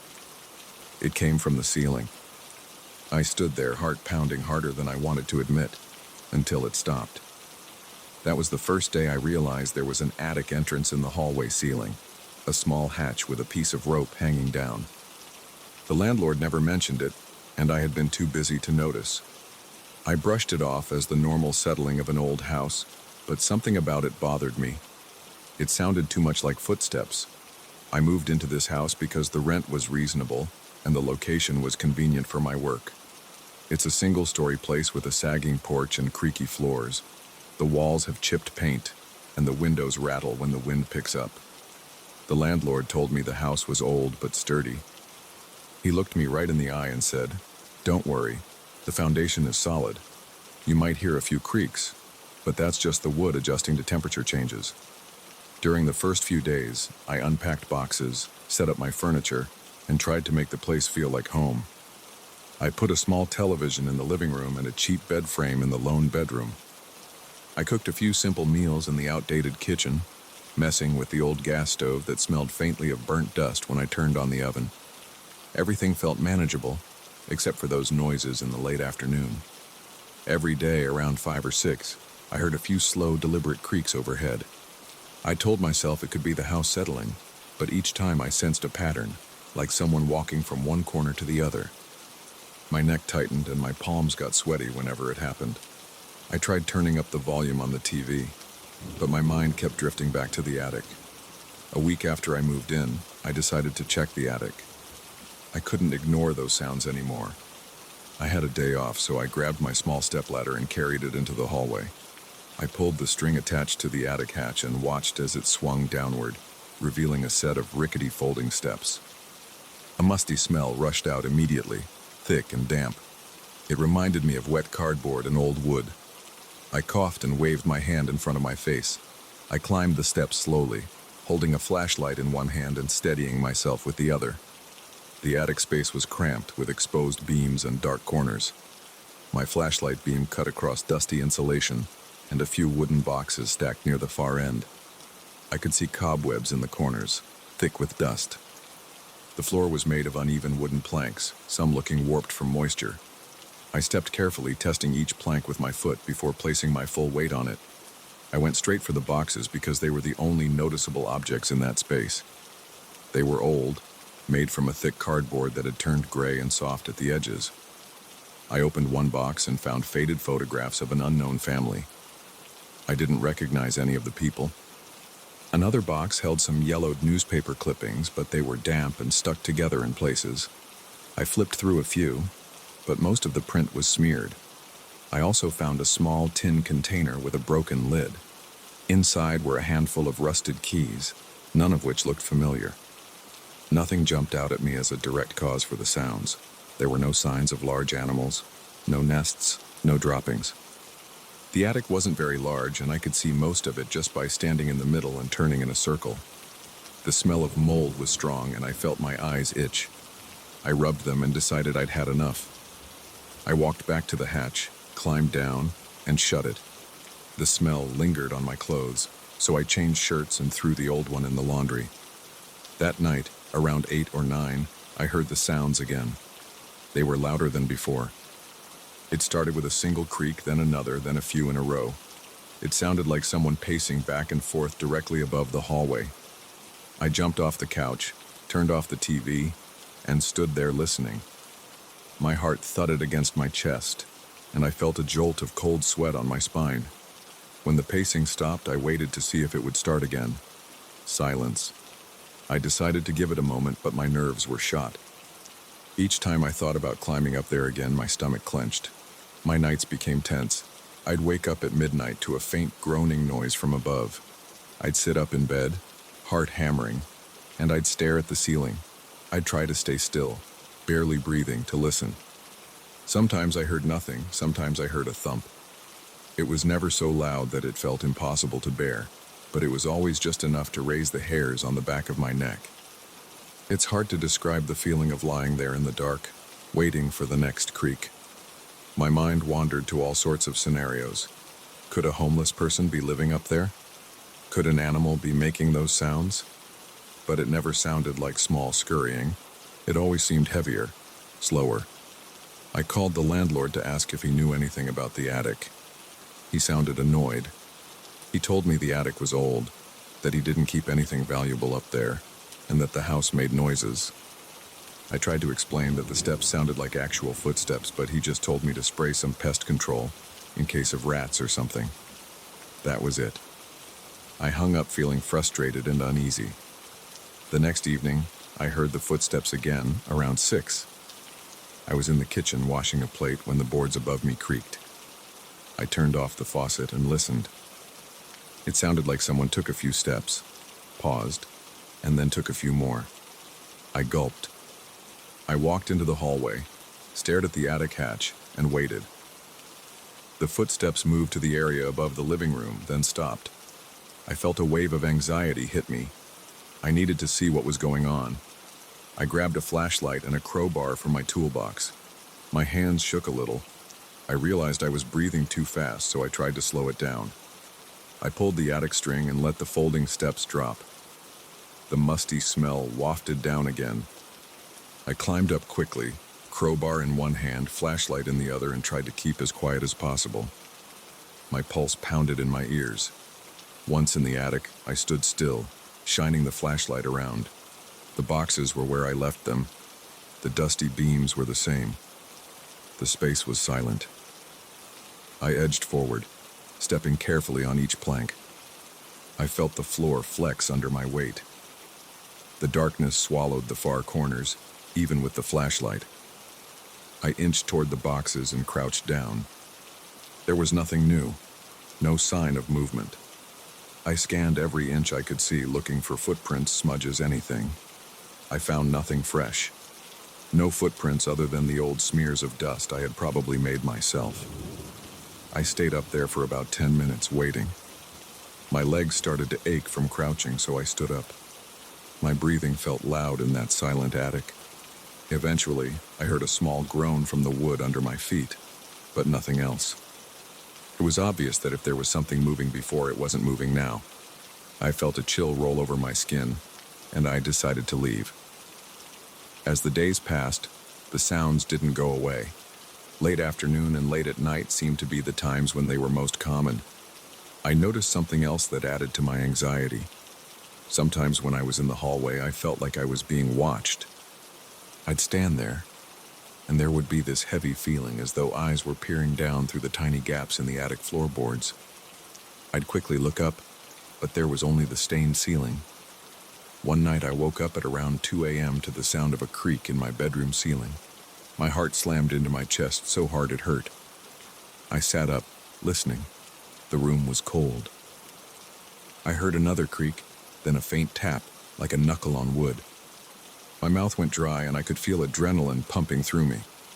I got out of bed, grabbed the baseball bat I keep by the closet, and stood under the attic entry in the hallway. The hair on my arms stood up, and I could hear my own pulse. I waited, but the sound stopped. I stood there for at least 5 minutes, staring at the hatch, waiting to see if it would move. It didn't. The silence felt heavier than any noise. The next morning, I explored the exterior of the house. I walked around outside, checking for any hidden entrances or broken vents. The attic had 2 small vents on either side of the roof. I dragged a stepladder around the back of the house to get a closer look at them. They seemed intact, just old and covered in cobwebs. There was no obvious opening big enough for a person to slip through, at least not without breaking something. I didn't see signs of large animals either. No droppings, no tracks, nothing. I decided to talk to a neighbor, an older man who lived next door. We chatted over the fence. I asked if he knew anything about my attic or if anyone else had mentioned strange sounds. He shrugged and said he'd never been inside my house and that the previous tenants didn't stick around long. He didn't know why. That comment made my heart rate spike, but I tried to act casual. I asked if they had complained of noises. He just shook his head and said, "They never said much." Moved out pretty quick, though. House is old. It's bound to make noises. I thanked him and walked away, feeling uneasy. I wondered if people had left because of these sounds, or if there was another reason. Over the next few days, I tried to catch the noises on my phone's voice recorder. Every time I heard the footsteps, I'd grab my phone and press record. I wanted proof. But the recordings were faint. It mostly sounded like random creaks, not definitive footsteps. When I played the recordings back, they sounded ordinary, like any old house with expanding and contracting boards. I started to doubt myself, wondering if maybe I was imagining the pattern. Still, the feeling of being watched didn't go away. Sometimes I'd be brushing my teeth in the bathroom and I'd swear something was directly above me, listening. I'd look at my reflection, see the tense lines around my eyes, and realize how stressed I was getting. My sleep was restless. I'd jolt awake at the slightest noise. I began to dread coming home in the late afternoon because I knew, almost like clockwork, I'd hear those steps above. One Saturday evening, I mustered up the courage to do a more thorough search in the attic. I gathered a few items I thought might help: a strong flashlight, a small handheld camera to record, and a tape measure, in case I needed to check any odd spacing between boards. I climbed up once more.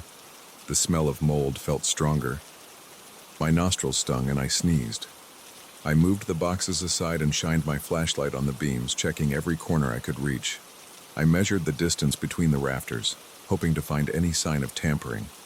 Nothing seemed out of place, although I did notice some new scuff marks near the far edge, close to the attic's side vent. They looked like scratches on the wood, as if someone dragged something. But there was so much dust and old damage, it was hard to tell how recent it was. I spent nearly an hour up there, stepping carefully, scanning everything. I recorded video while talking quietly, narrating what I saw. My voice sounded nervous, even to my own ears. I finally crawled over to the side vent to check if it was loose. It was dirty and covered with spider webs. I nudged it a bit and it didn't move. As I leaned forward, I felt a sudden shift in the plank beneath me. It gave a loud creak and I froze, terrified I'd fall through the ceiling. I held still until the board settled. My heart pounded in my chest so hard it made me dizzy. The flashlight beam shook with my trembling hand. I inched my way back toward the hatch, deciding I'd done enough for the night. My nerves were shot, and I couldn't find anything definitive. Right before climbing down, I heard a faint noise behind me. It was a soft clack, like a small piece of wood hitting another plank. I spun around, shining the flashlight. Nothing moved. The boxes were where I left them. The rafters were empty. But my skin crawled and my breath came in short bursts. I couldn't shake the feeling that something was in there with me, hiding just out of sight. I climbed down as fast as I could, shoved the hatch shut, and slid a heavy stool under it. In the following days, the noises didn't stop, but they also didn't escalate. They continued in the late afternoon and sometimes at night. I tried keeping track of them, noting the time and how many steps I heard.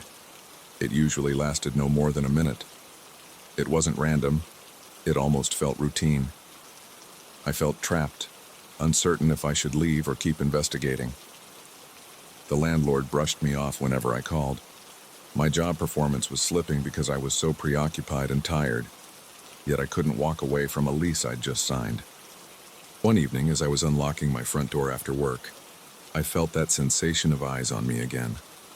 I looked toward the roof. Nothing. The house was dark, silent. I walked in, set my stuff down, and flicked on the living room light. Right on cue, around 6 o'clock, the footsteps started overhead. They paced from one end of the attic to the other.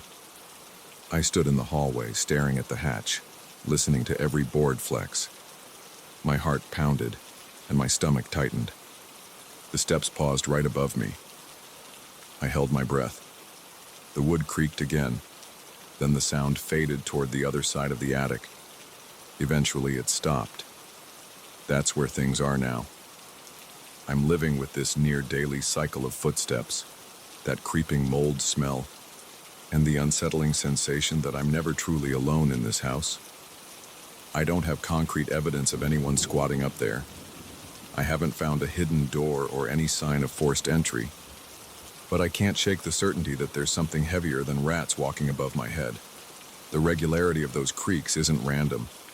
I hear them at set times, with a deliberate rhythm. I'm not sure what my next move is. I keep telling myself I'll call a professional to inspect the attic, but I haven't done it yet. Part of me worries they'll find nothing, and I'll look like a paranoid fool. Another part of me fears they'll actually find someone or something living up there, which might be worse. For now, I just live with the tension. Every day I come home and brace for that series of steps. Every night I wake up at the slightest noise, bat in hand, wondering if I should climb up those creaky steps again. That's my life in this old house. I don't know how long I can keep doing this, but for now, I'm still here, waiting for the next footstep overhead.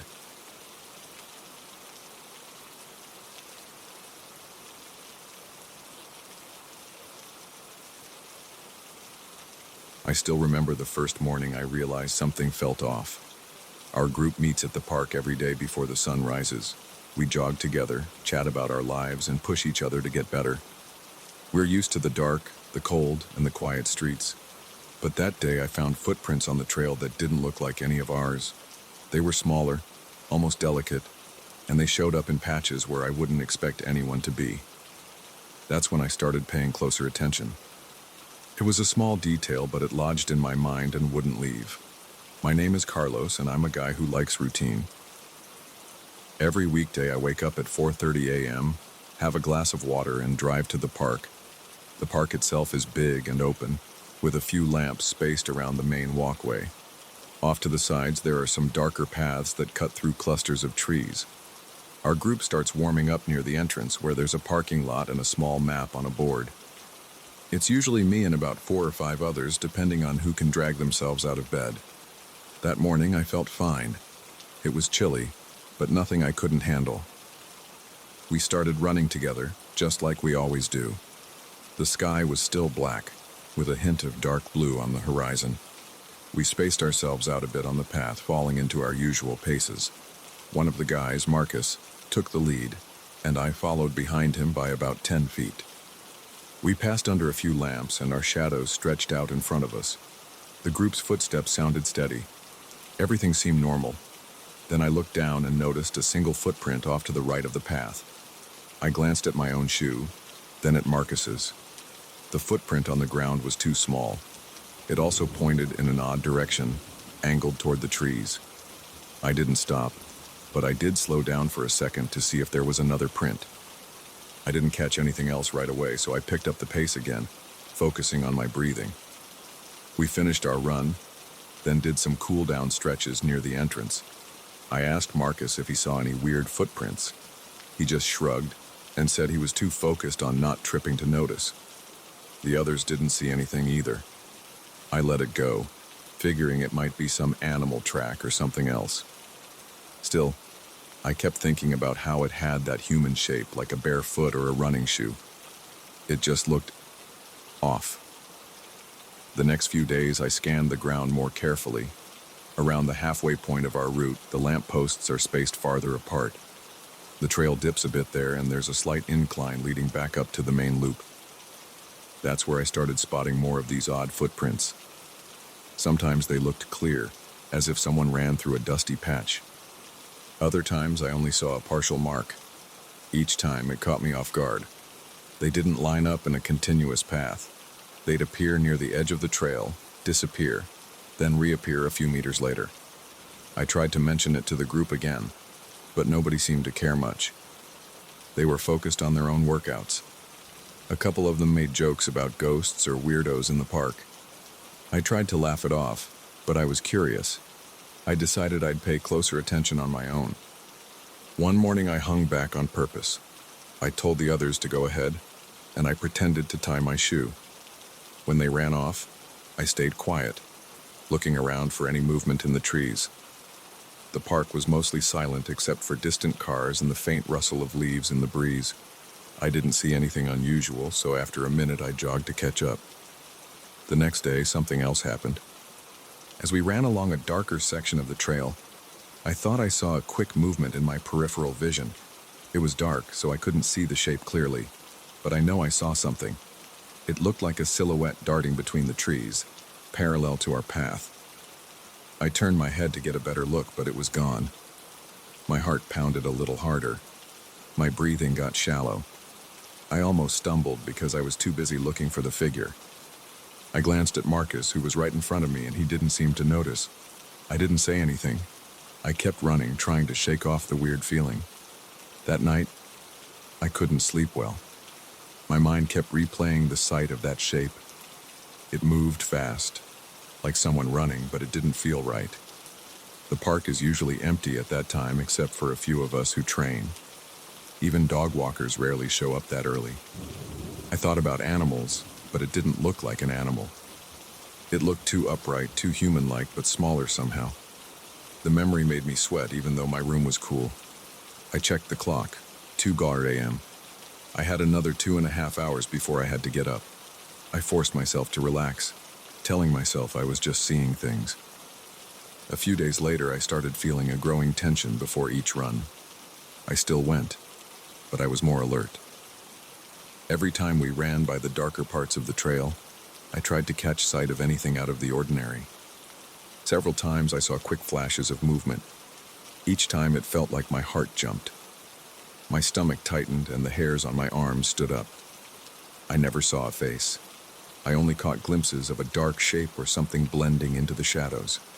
It always seemed to vanish as soon as I looked directly at it. I asked Marcus again if he ever felt like someone was watching us. He just shook his head and told me I needed more sleep.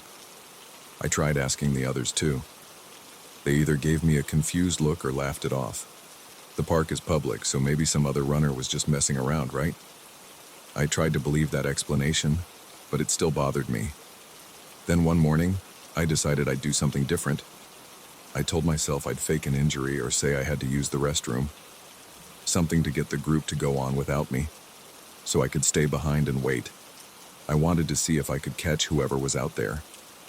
Around the halfway mark, I slowed down, acting like my calf was cramping. Marcus and the others paused to check on me, but I insisted they keep going. They had their own pace to keep. I massaged my calf, breathing heavily. Once they turned a corner, I got up and stood behind a tree. I waited, listening. The sun wasn't up yet. The air was cool on my skin. My heartbeat thumped in my ears. I could hear my own breaths, slow and controlled. Then I picked up another sound. Quick, light steps on the grass. My eyes darted around, but I couldn't see much. The lamp a few yards away cast a dim glow, leaving everything else in shadow. I heard the steps again, a little closer. My chest tightened. I tried to stay calm, but my hands started shaking. Then I heard a faint, raspy breathing, like someone who'd just finished running hard. I felt a rush of adrenaline. My legs tensed up, ready to move if I had to. I backed up a bit, trying to merge with the trunk of the tree, but the bark felt rough against my shirt, and I probably made noise doing it. Suddenly there was a sharp rustle in the bushes. I tried to lean out just enough to see, but I couldn't make out a figure. The breathing stopped for a second, then started again, sounding almost frustrated or agitated. I felt a wave of cold sweat on my forehead. My mind raced with questions about who or what was out there. Maybe it was just another runner, but why hide? I inched forward, straining my eyes. The footsteps moved away, deeper into the tree line. I thought about following, but fear got the better of me. I didn't want to corner some stranger who might be dangerous. Instead, I waited a few more minutes, barely breathing, until I felt sure they were gone. Then I ran to catch up with my group. My legs felt heavy, and my heart kept thumping in my chest. When I got home that day, I could barely concentrate on anything else. My routine was ruined. I kept hearing that raspy breathing in my head. I kept picturing those footprints. That evening, I told myself I needed a better plan. Maybe I could bring a flashlight and look around more thoroughly. The park does have rules about the hours, but nobody really enforces them.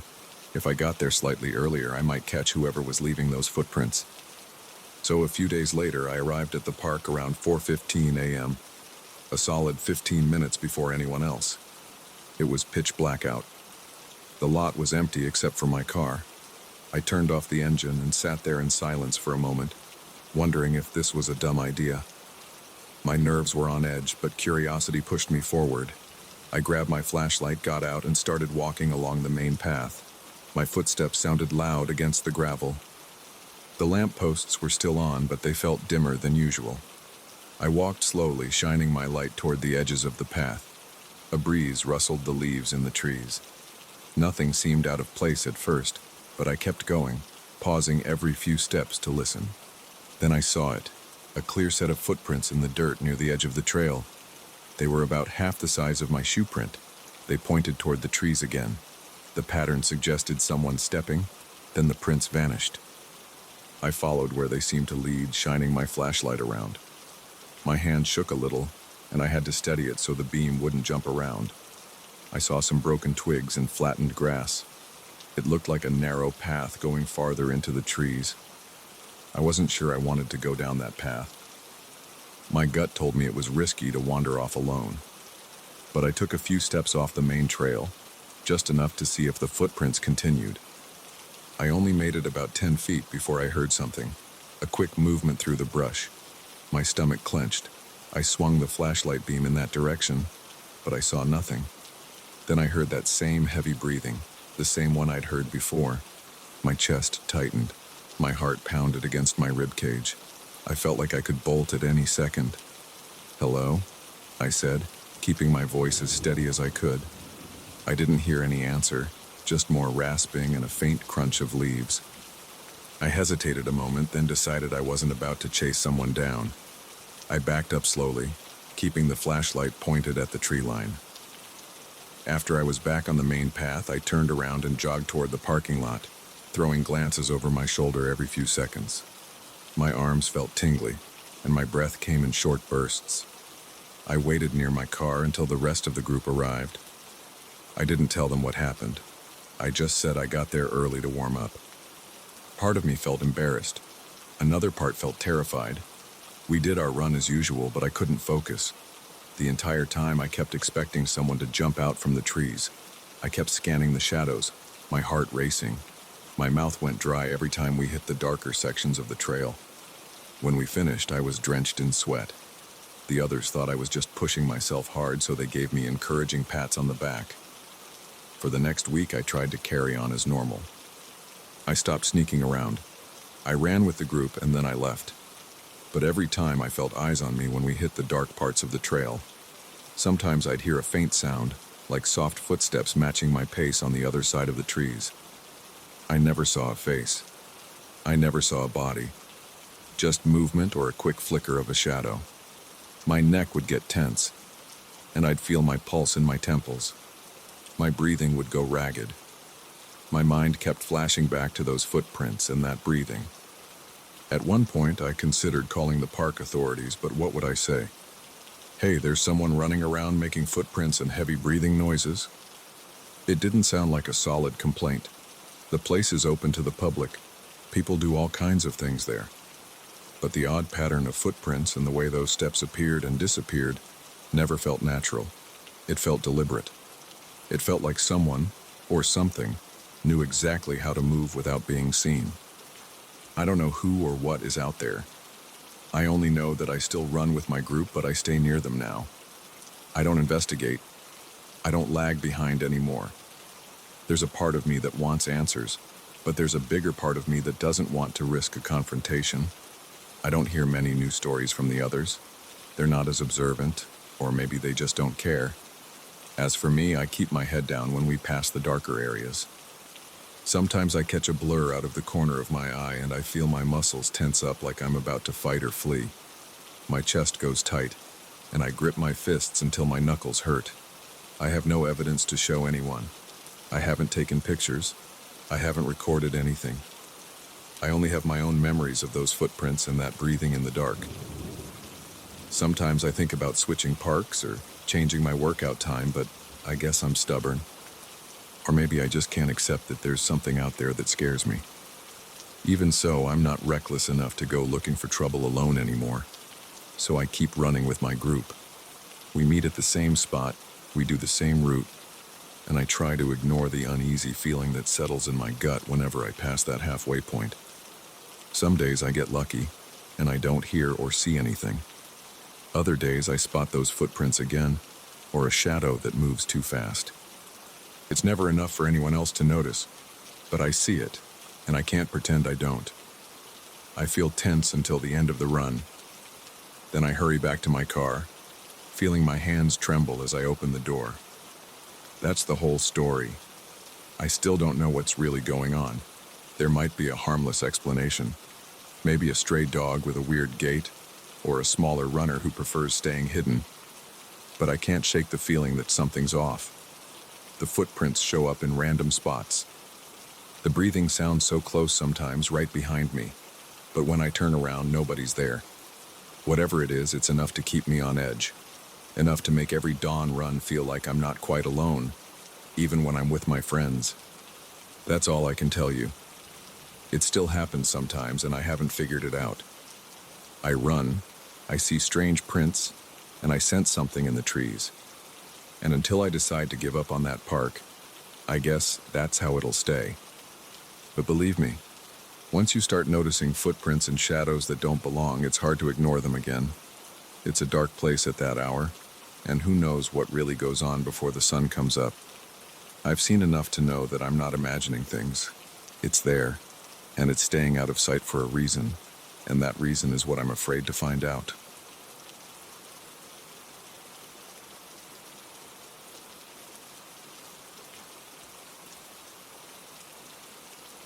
I'm going to say this straight out. My first night noticing those flickering lights across the hall scared me more than anything I'd felt in a long time. I'm not a superstitious person. I'm not into ghost stories or anything like that. But something about an empty apartment with lights that keep blinking and a rattling doorknob at 1 a.m. gets under your skin. The strangest part is that it's all happening right in front of me, in a building I've lived in for years on a floor I thought I knew inside out. That's how this started, and I still don't have a good explanation for it. I live on the 10th floor of a residential building. My apartment is at the end of the hallway, so when I get off the elevator, I have to walk a decent stretch to reach my door. There's only one other unit on my side, directly across from me. According to the superintendent, that place has been vacant for months. I remember hearing it from him in passing. He said the owner was trying to sell it, but for some reason, nobody was biting. At first, I didn't care. An empty apartment meant no noise, right? That was fine with me. Then one night, maybe a few weeks back, I came home late from work.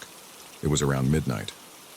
I got off the elevator, and I noticed this quick flicker of yellowish light coming from under that apartment's door. I paused. I looked again. The hallway was otherwise dark, except for the standard overhead fixtures that never turn off. That flicker was obvious, though. It wasn't my imagination. It was like someone inside was flipping a lamp on and off. But I knew that place was unoccupied. Maybe someone was showing the apartment at night, or maybe a real estate agent forgot to switch off the electricity. Those were my first thoughts. It wasn't anything spooky at that moment. It was just odd. I stood there for a few seconds trying to see if I'd notice it again, but everything went dark. I shrugged and went inside my own apartment. Over the next few days, I saw that flicker again. It wasn't every night. Sometimes I'd come home, and the hallway would be normal. Other times, right when I walked past that door, I'd see a quick pulse of light under the threshold. It was almost always a faint yellow glow. It would last 1 or 2 seconds, then vanish. I remember thinking it might be some malfunctioning lamp or a short circuit. I'm not an electrician, but I've seen how some older fixtures can blink when they're on the fritz. The first time it really made me feel uneasy was a Friday night. I was getting home around 11 p.m. I stepped off the elevator, and I heard a faint clicking sound. It reminded me of how a lamp switch makes that little click when it's being toggled. I walked slowly, and I could tell the sound was coming from the vacant apartment. There was no other possible source. The hallway was silent. Each step I took felt heavier, like I was expecting something to jump out. Then I saw that same flash of light. It didn't look like a big lamp this time, more like someone flicking a lighter in a dark room. It went on, off, and then stayed off. I just stood there, feeling this cold wave wash over me. I went straight to my door, unlocked it, and got inside. My heart was beating hard. Once I locked up, I felt safer, but I couldn't stop thinking about it. It was probably a faulty wire, I told myself. Still, I left a message for the superintendent that night. I didn't call him on his cell, but I shot him a quick text asking if he knew about any wiring issues and wanted to. The empty place. He didn't reply right away. I went to bed with my thoughts swirling around. The following morning, he texted me back. He said something like, "Hey, thanks for the heads up. I'll check the circuit breakers and see if there's anything weird going on." That made sense to me. I tried to put it out of my head. Saturday was busy. Groceries, laundry, cleaning, all the usual. I got home later that evening, around 8 p.m., and the hallway was dark and still. No flickers. That seemed like a good sign. It was Sunday night when I first heard the doorknob rattle.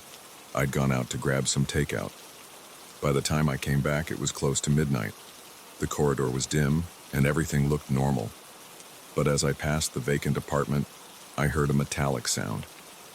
It was like someone was twisting the knob back and forth, almost like they were trying to open the door from the inside. I felt all the hairs on my arms stand up. My first thought was that maybe the place wasn't so vacant after all. Could some squatters have gotten in? Could someone be using the apartment without the owner's knowledge? I didn't see any sign of forced entry on the door. It was a sturdy metal door, and it looked completely intact. I leaned in and listened. The rattling stopped. It was silent then. My heart was pounding. I glanced around to see if anyone else was around, but the hallway was empty. I stood there for a second or two, unsure of what to do. Then I convinced myself to just move on. I walked into my apartment, locked the door behind me, and tried to calm down. I barely slept. My mind wouldn't stop replaying that rattling noise. Over the next few days, I kept hearing that rattle whenever it got late. It was never during the day. It was always sometime between 11 p.m. and 1 a.m. It would last for maybe 5 or 6 seconds, like someone jiggling a locked doorknob. Then it would stop. Sometimes I'd also catch that same flicker of yellowish light under the door. It wasn't bright enough to illuminate the hallway, but it was obvious if you were looking. I started telling myself I should probably let the superintendent know about the noise, not just the lights. But I hesitated. I didn't want to sound paranoid, and I wasn't completely sure if I was imagining part of it. Stress can do that to you, especially when you're alone late at night. One evening, though, I decided to record the hallway with my phone. I thought if I caught the flicker or the rattling on video, I could show it to the superintendent and have some proof. So around midnight, I snuck out into the hallway, turned on the camera, and kept the lights off on my phone to avoid being obvious. I stood there waiting. At first, nothing happened. It felt silly and embarrassing just standing around with my phone pointed at a closed door. I remember feeling a bead of sweat run down my temple. The hallway was quiet. The only thing I heard was the faint hum of the building's ventilation. Then the flicker started. It was that same quick flash on and off, maybe half a second of light each time. My phone was capturing it. I felt a rush of adrenaline. Then I heard a click from behind the door. That's when the doorknob began to move. It jiggled 2 or 3 times. My heart was hammering. I whispered to myself, "Oh man, it's real." I was so startled that I almost dropped my phone. The rattling went on for maybe 4 seconds and then it stopped. No more light, just silence. I stood there, my phone still aimed at the door, feeling my pulse in my throat. After another minute or so, I hurried back to my apartment, locked myself in, and immediately played back the video. The flicker was there on the recording, clear enough to see. The rattling sound was faint but audible. I could feel my stomach twist. There was no doubt that something was happening in that place. I didn't have an explanation, but I had proof that it wasn't just in my head. The next morning, I went to show the super. He watched the video, frowned, and said he'd check the locks. He also mentioned he'd speak to the owner. He still believed it was probably an electrical short and maybe a loose lock mechanism, but I could tell he was uneasy too. For about a week, nothing happened. The hallway was quiet at night. No flickers, no rattling. I thought maybe the super fixed something. Then, late on a Thursday, I was getting home from a friend's place, and I saw the strobing light again. It was more intense this time, almost like someone was inside flipping a switch on and off. I stood there, probably looking like an idiot, just staring at the door. My pulse sped up. I took out my phone and started recording again. The flicker kept going for at least 10 seconds, then it stopped abruptly. A moment later, I heard a series of sharp clicks on the other side of the door, like something metallic snapping against the frame. I decided I had to knock. My logic was that maybe the owner was showing it to someone and forgot to mention it, or maybe there was an intruder in there. It might have been dangerous, but I was so on edge that I just wanted answers. So I knocked. 3 solid taps. My hand was trembling. No response. I waited a few seconds, then knocked again. Still nothing. I put my ear to the door and listened. It was silent. I tried the doorknob, just to see if it was locked. It was definitely locked. I gently turned it, but it wouldn't budge. I felt a slight resistance, like it was firmly secured. Then I heard something inside. It was the sound of footsteps, but very soft. I can't say how many steps, maybe 2 or 3. I backed away. My skin was crawling. That apartment was supposed to be empty. I rushed back to my unit. My hands were sweating so much that I nearly dropped my keys. Once inside, I threw the deadbolt, slid the chain in place, and tried to calm down. My breath was short and shaky. I paced around my living room. I didn't want to call the police for a weird noise. I figured maybe I'd phone the super in the morning. That night, I barely slept. Every tiny sound in the building made me jump. When I did talk to the superintendent the next day, he seemed annoyed and a bit confused. He said he'd just changed the lock the previous week to be sure nobody was breaking in. He also said the circuit breaker for that unit had been shut off since the last tenant left, which meant no power was running in there.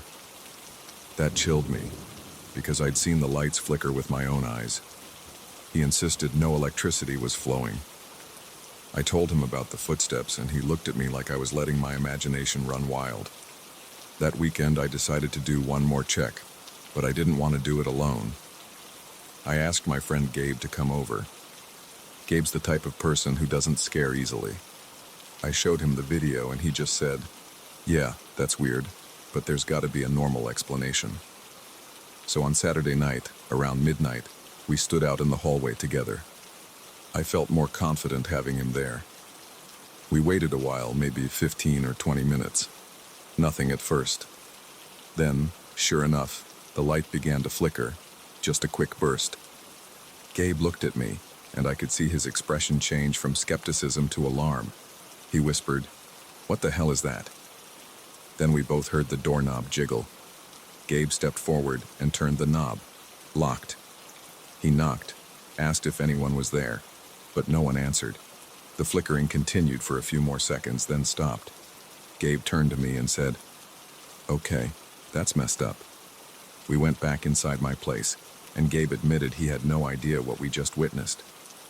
He agreed there was no natural reason for lights to blink when the electricity was supposed to be off, but neither of us had any desire to break in or do something illegal. We decided it would be best to let the super handle it. After that, the pattern kept repeating. Some nights it was just a single flicker.